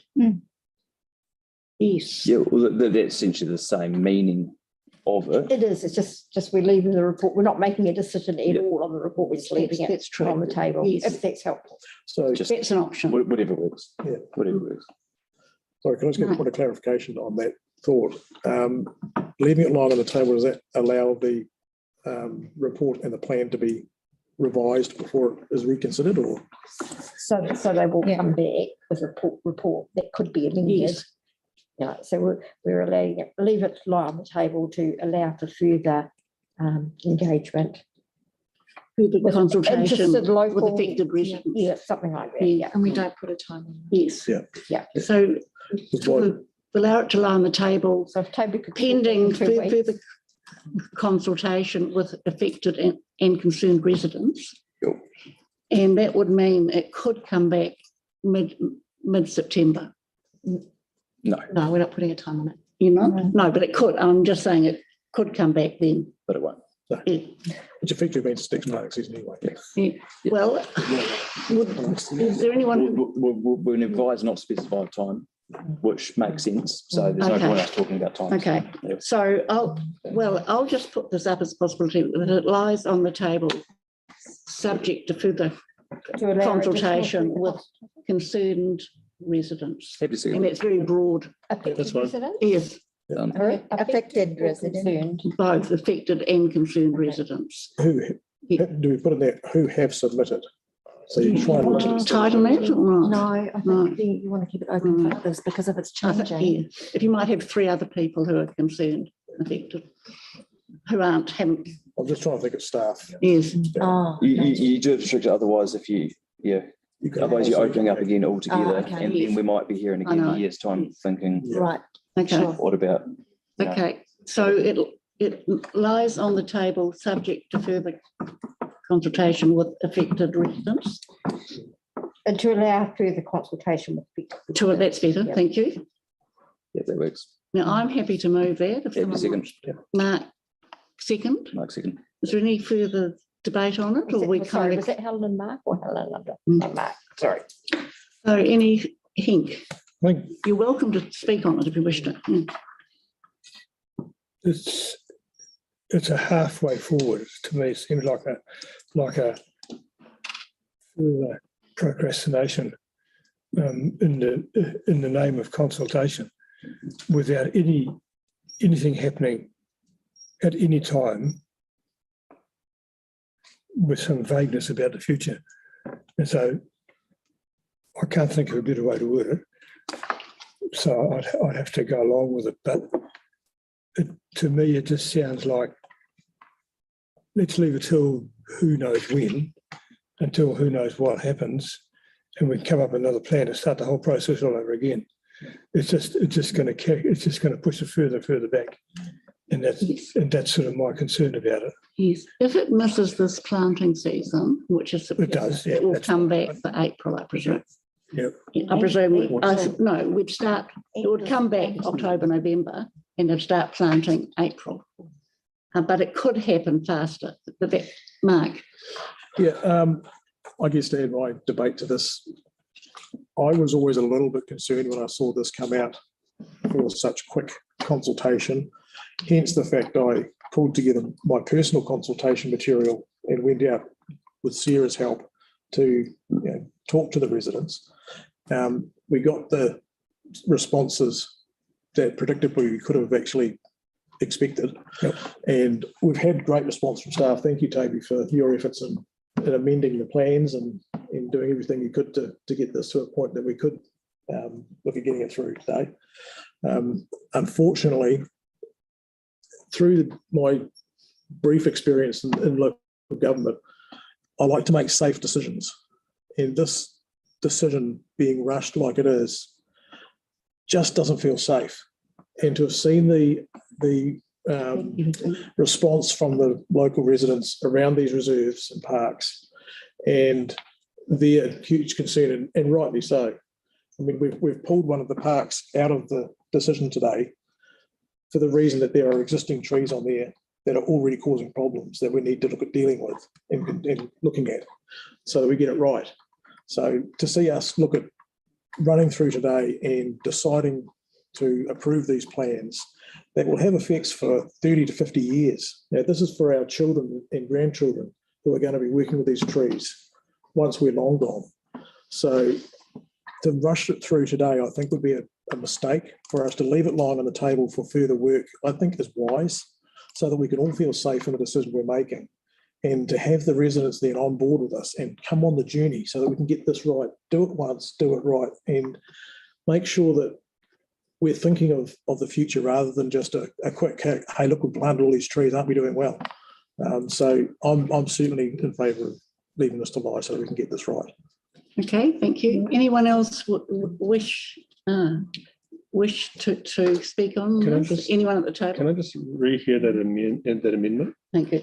So it's not an amendment as such, so that the board agrees to let the report lie on the table to allow for further consultation with affected and concerned residents. I think that's quite So vague. open. And concerned, I think we need to tighten that up. Tighten that up to the submitters. I would say submitters. Yeah. And perhaps the- concerned residents and submitters. Perhaps it's the local submitters, so it's local to each park. Specific.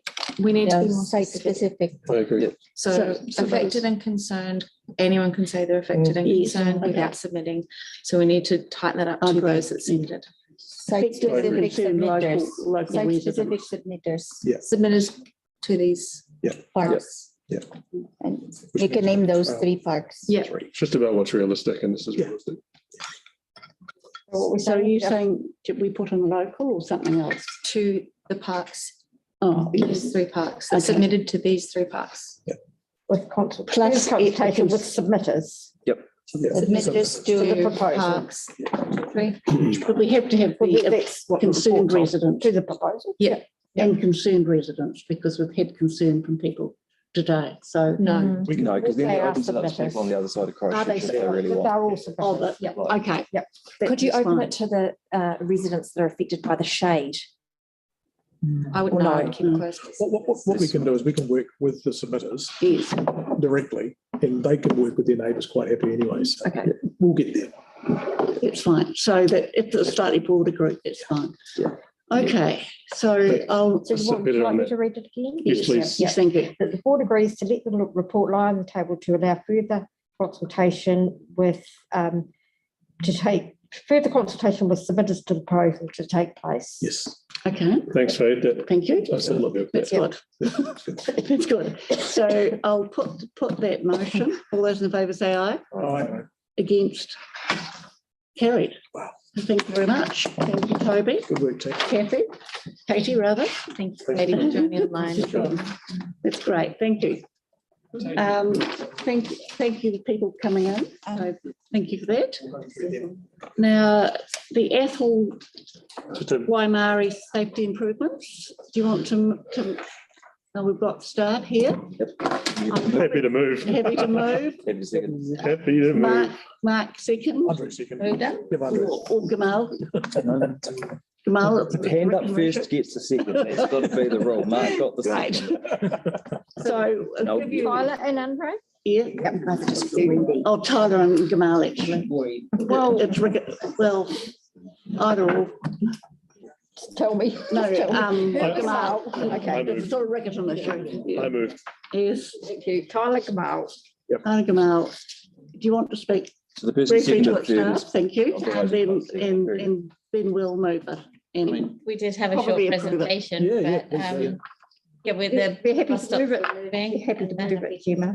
It's been moved. it's moved. then we don't need to I add can anything further if you don't need it. I guess I just wanted to add a really short comment just to say that, I mean, from an engaged perspective, we were really proud that we were able to hear from so many young people and especially University of Canterbury students, which we were able to do through the help of Generation Zero. They were really instrumental in doing that. And yeah, it's just really nice to see so many young people get involved in the future of transport and public transport. Yeah, solutions. So let's just submit Okay. good. There's a good. Oh, great. Thank you. Now I'll ask you to step back officially. I was going to ask questions. Yes, you can ask questions. I was going to ask a question. The Disabled Persons Assembly made for recommendations. Can I just ask how was that addressed or how was So we that? can look at those recommendations through detailed design. We can look at those recommendations through. In the next detailed stage of design, design. right? Oh, okay. Okay. We can always catch up with them as well if we need clarification. Cool. Thank you. I'll let you stay at the table because you've got item 9 coming up. So it's moved and seconded. All those in favour say aye. Aye. Against? Carried. Thank you. So we'll move on to Waterloo Road. That's the additional speed hump. I'll move that one. So if you wish to comment briefly on it, staff, and then we'll debate it. Thank you. So the request, I guess, came from the Hornby Residents Association when we met them out on site. We made some observations while we were there, and we would like to put an additional speed hump in that they would like to see as Makes well. perfect sense. Yeah. Thank you. Any questions or some, right, if you step back, please. Well done. And then I'll get a person to move Mark, move Henk seconded. Do you want to speak to it briefly, Mark? Yeah, look, this makes way too much sense. I couldn't quite understand when the initial design and installation went and why this hump was missing. So thank you for listening to the residents and getting this in. This is just magic. Looking forward to having that area even safer for the children that are crossing. So thank you. Thank you. Yeah. Henk, are you fine or do you? I'm fine. You fine, wish to speak to it. So I'll move that resolution. All those in favour say aye. Aye. Against, carried. That's great, thank you. Now we're coming on to 10, 11 and 12. Hopefully I indicated the right one, that I think we can do 12 very quickly. So I will move that those 3 items be approved. That's Patch and Judy High Broomfield Development Trust and Knight Street. Sorry. And also 2 amendments have been moved on it. Yes. So it's moved, is it? Okay. They need to go in that order because the first report is establishing the DRE. Oh, okay, that's fine. I Come out of. thought I could move it. So I'll just set the scene for the large Strengthening Communities Fund decision. We are going to move it in 3 tranches. So the first tranche is all those projects which are in the big list, excluding the Hornby Community Care Trust, the Social Service Council of Anglican Social Services, High Broomfield Community Development Trust, and Hornby Community Patrol. Those 4, we've got a conflict of interest by 1 board member. So we'll move all the items excluding those 4 items. And then in the second tranche, we'll put those 4 items up and people will stand back from that.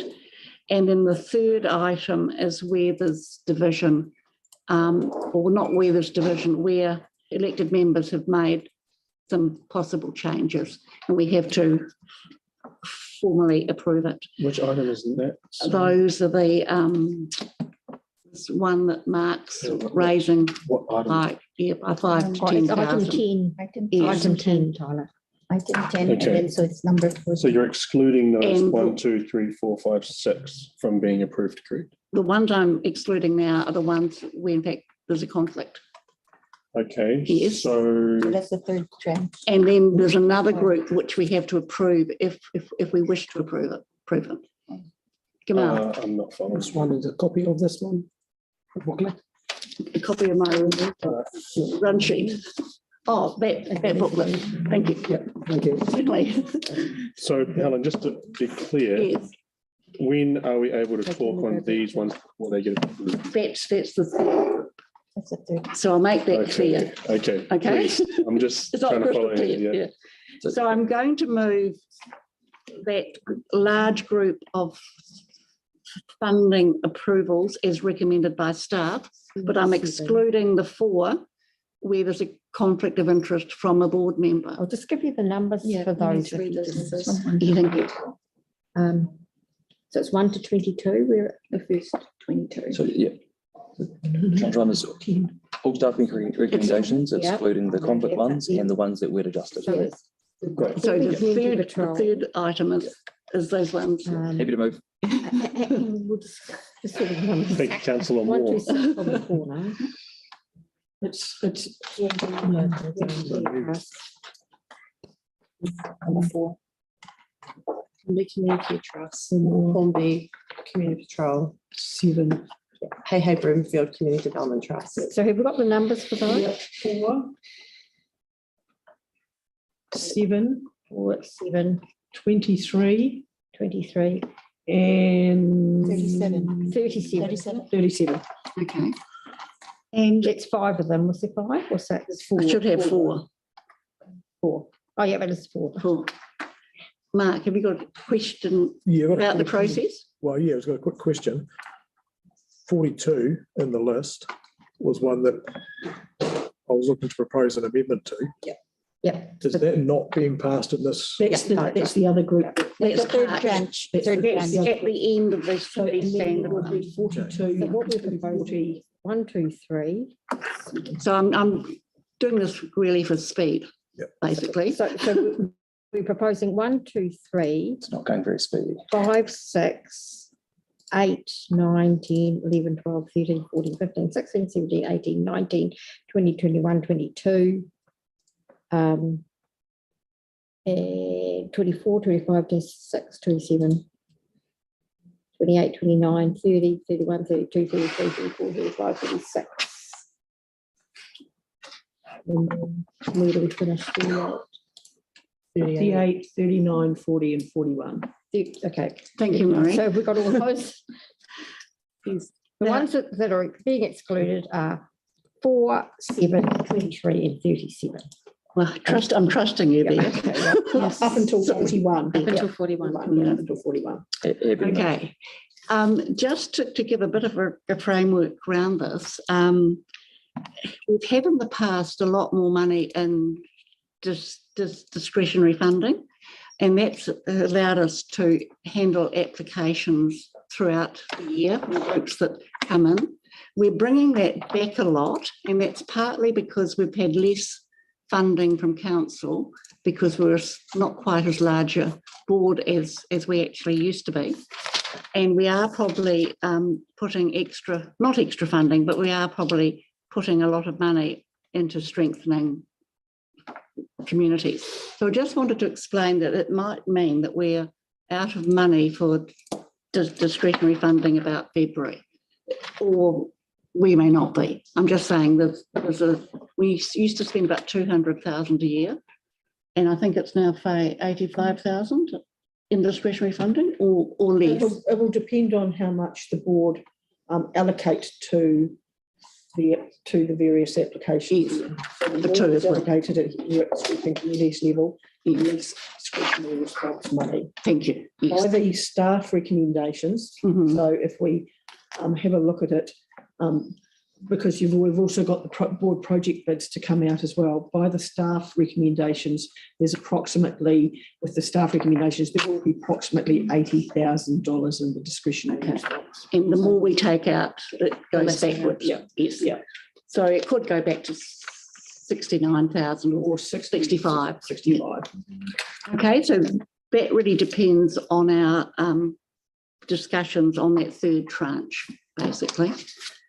So by those figures, we're saying them approximately. We're not saying exactly. Yes, I know it's approximate. So do you want to speak on it, Marie, or are you comfortable, Bailey and Marie?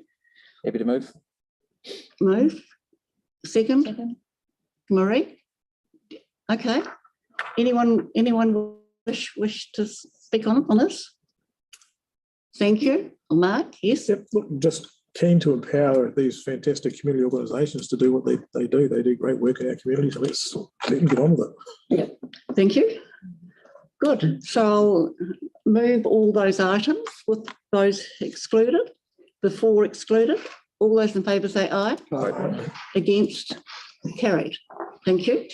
Now we're going on. If people step back, So it's item 4. It's me. Sarah, Mark, Henk and Marie. Not yet. No, Because it's only item No, 4. it's just Sarah on this item.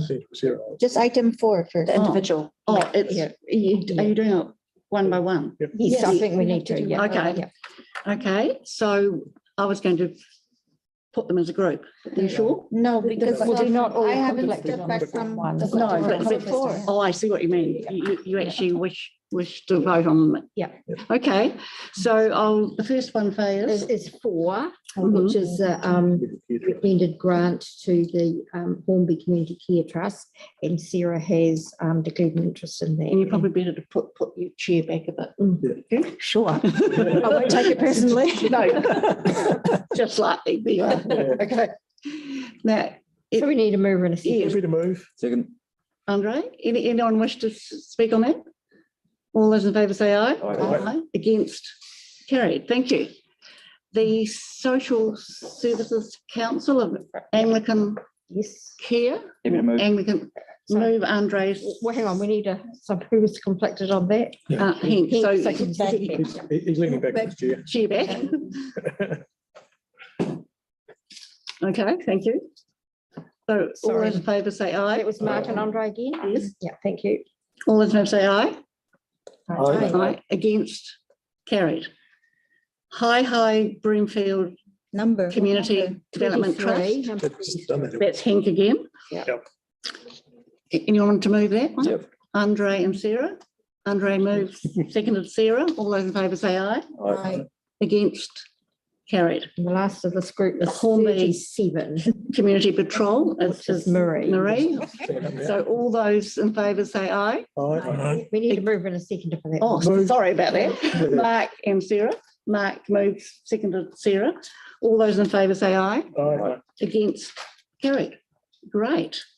So we're now on to that third tranche, which is the ones that we had question marks about or wanted to raise or lower. I've had a chat with Tyler and Gamal. I'm not sure if you're comfortable with this, but we'd probably leave out the Croxford Bridge Club and the Tunnel Society. We'd leave them as staff recommended. So shall I move those? Yep. Sure. Those two? Sure. 42 and 43. 42. Oh, sorry, 42. So I'll move we stay with, or the board stays with the staff recommendation for those two. Yep. Moved myself, seconded Tyler. All those in favour say aye. Aye. Against, carried. Now, perhaps if you could read out the ones that where there's some discussion. So the next one is 45. 42. 42. Oh, sorry, we haven't done 42. Which is the Hornby Presbyterian Community Trust. Okay. So that's one that's where there was a suggestion that we go upwards on that. So I don't know. Recommended grant is 40,000. Recommended grant 40,000. Thank you. Does anyone want to raise it? Yes. Mark, if you want to move and get a seconder, please. Yep, I'll move 45,000 on that. I'll second it. Thank you. That was my number. Is it? No, I was thinking 45. Okay. So we've had Mark. Would you like to speak to this? Yep, look, the work that Whare Whero, the Hornby Presbyterian Community Trust do in the community is second to none. And I just want to give them that little bit of extra headroom to do more of that fantastic mahi they do in our community. The work that they're starting on right at the moment with their longitudinal whānau support up in Gilberthorpe School, I think is extremely exciting. Not just for Gilberthorpe and Hornby, but also for, I think, even all of New Zealand. It's a great model. And I want to see them really set free to go forth and do the fantastic work that they do. So, yeah. Okay. Is there anyone else who wants to speak for or that against this? No, I should have let Sarah take it. So that was my bad. You can take the record of nights. Thank you. Okay, I've got a resolution on the table that we extend number such and such by 5,000. Yes, a grant of the motions for a grant of 45,000. 45,000, and that's number. It's number 42. Number 42. Presbyterian Community Trust. Good. I've got a resolution, a mover and a seconder. All those in favour say aye. Aye. Against.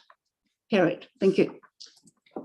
We'll move on to The next one 45, is. yeah. Sorry, just I'm between two things. 45, the Horseman Scout Group. We could do 45, 46, 47 at once, could you?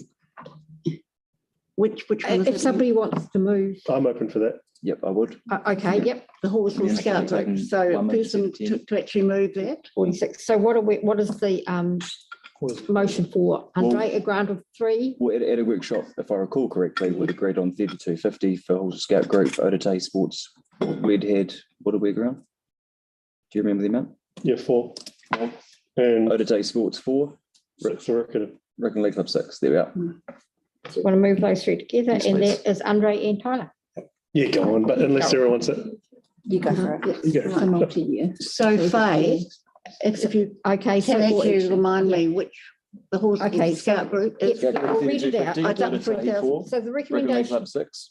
yeah, so the motion is for a grant of 3,250 to the Horsewell Scout Group.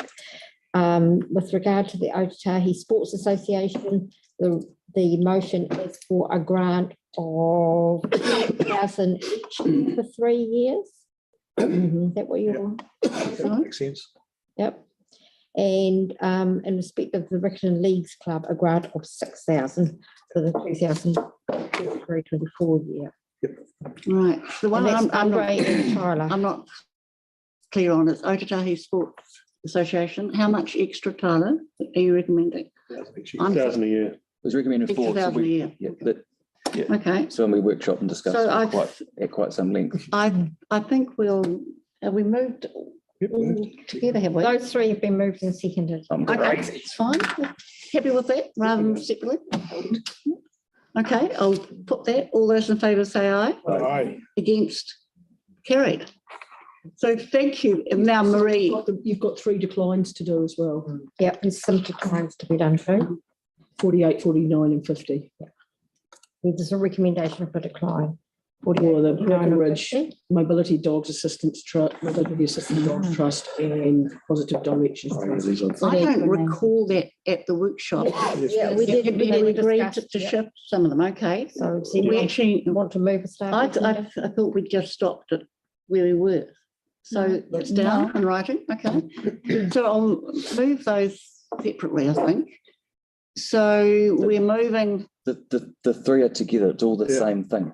Oh, We okay. workshop for an hour and a half on everything we've just discussed. Okay. Including this one. Including this, okay. So These 3 are the same thing. They same thing. may as well be moved together. Okay, so the extra amount that you're recommending is? No, Yeah, so it's that- not- so that I think Andre's wanting to move. No, I'm wanting to assist in getting us. Oh, okay. In getting answer, yes. We're looking for It's already been moved. someone to move staff recommendations, what we're looking for. For all 3. I don't see the need to go through them one by one. Which is a recommendation of decline for all 3. Okay. Who wants to decline these amazing organisations? Not me, hence I didn't move it. So just to make it very clear, we're actually declining these. The staff recommendation is to decline, and we're looking for a mover and a seconder for that Okay. recommendation. So you moved it, who's I have not seconded it? How does this work? I'll second it. So who moved it? So was that Mark? No, Who seconded? Andre moved. I didn't move I'm nothing. Didn't move I'm anything. seconding. There was no mover. Sorry? Who's moving it? No, well, I think it would be appropriate because no one wants to do it. Let the chair I'll move move it. I'll move it. If I may, Helen. Deputy Have you got a chair seconder? If you don't have a seconder, nothing happens with them, right? Oh, Deputy Chair. Yes. seconded. There we go. I mean, Thanks, ladies. thank you, Marie. I'm comfortable with it. It's a good way forward. Yes. Okay, so all those in favour say aye. aye. Against? No, Carried. Thank you. Is that the end of this, Marie? And can't do it. Faye? Can't do it. Not yet. No, Catch me looking. those were the 3 I thought we could move together. Now, you actually said there's an issue, because I wanted to move them first. So if you wish. There's a different. So we're on a different report now. A different report now. Yes, I realise Yeah, that, but I wanted to actually move it first. We can't. Oh, you want to do this prior to the SCF, Yes. but you just establish your discretionary Yeah. response fund. and- Oh, I see. I don't think you have. So that's the reason why. No, they haven't done that. Oh, they haven't done They that. haven't moved to do that, yeah. No. So we need a motion for the last part, which is to establish the discretionary response fund. So, Mover and a seconder for that. yes. I've got Mark and Andre. Yeah.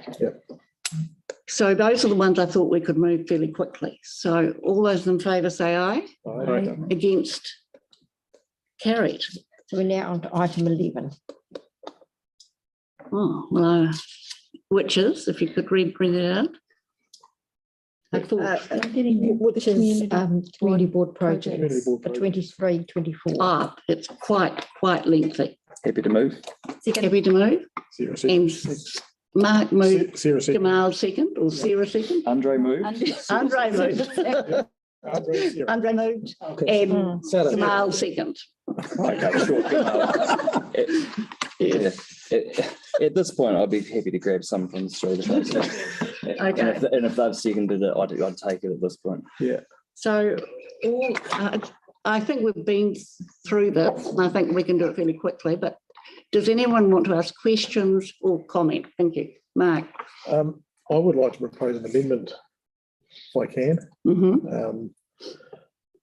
I've worked quite closely with the group at Hey Broomfield Community Development Trust in the last couple of weeks.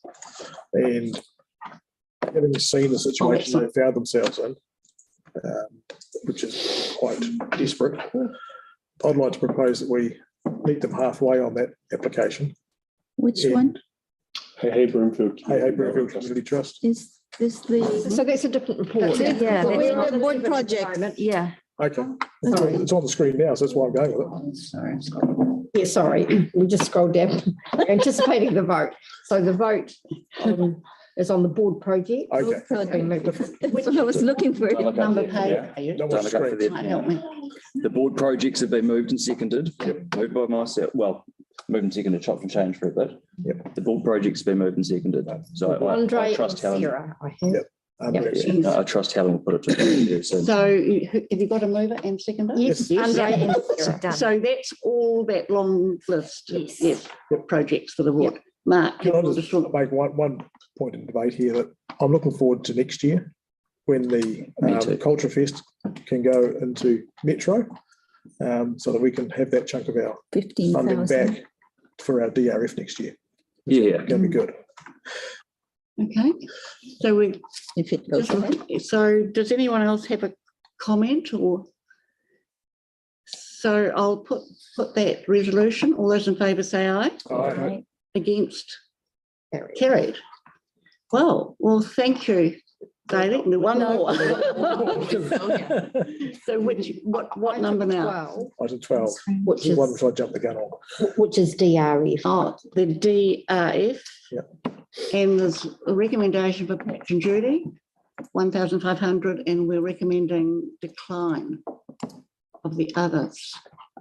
So does anyone want to move that and second it? Well, we've got two foreshadowed amendments in this, haven't we? Oh, that's your. So there's nothing on the table, nothing's been moved as such. It's just a staff recommendation. There's those two things. So it's open to anybody to move. So could I move an amendment to the second line there? Yes, you might. You can. And that was to meet the organisation halfway on the amount requested, with the situation they found themselves in as this kitchen renovation has progressed has become quite desperate for them. And I think if we can find a way to go halfway to this funding for them, the community can find ways of stepping up through other organisations to help fill in that gap. So I'd like to propose an amendment to $6,000. So why? Why is because they've come across rather costly and expensive problems with asbestos as they've demolished this existing kitchen to build the new one.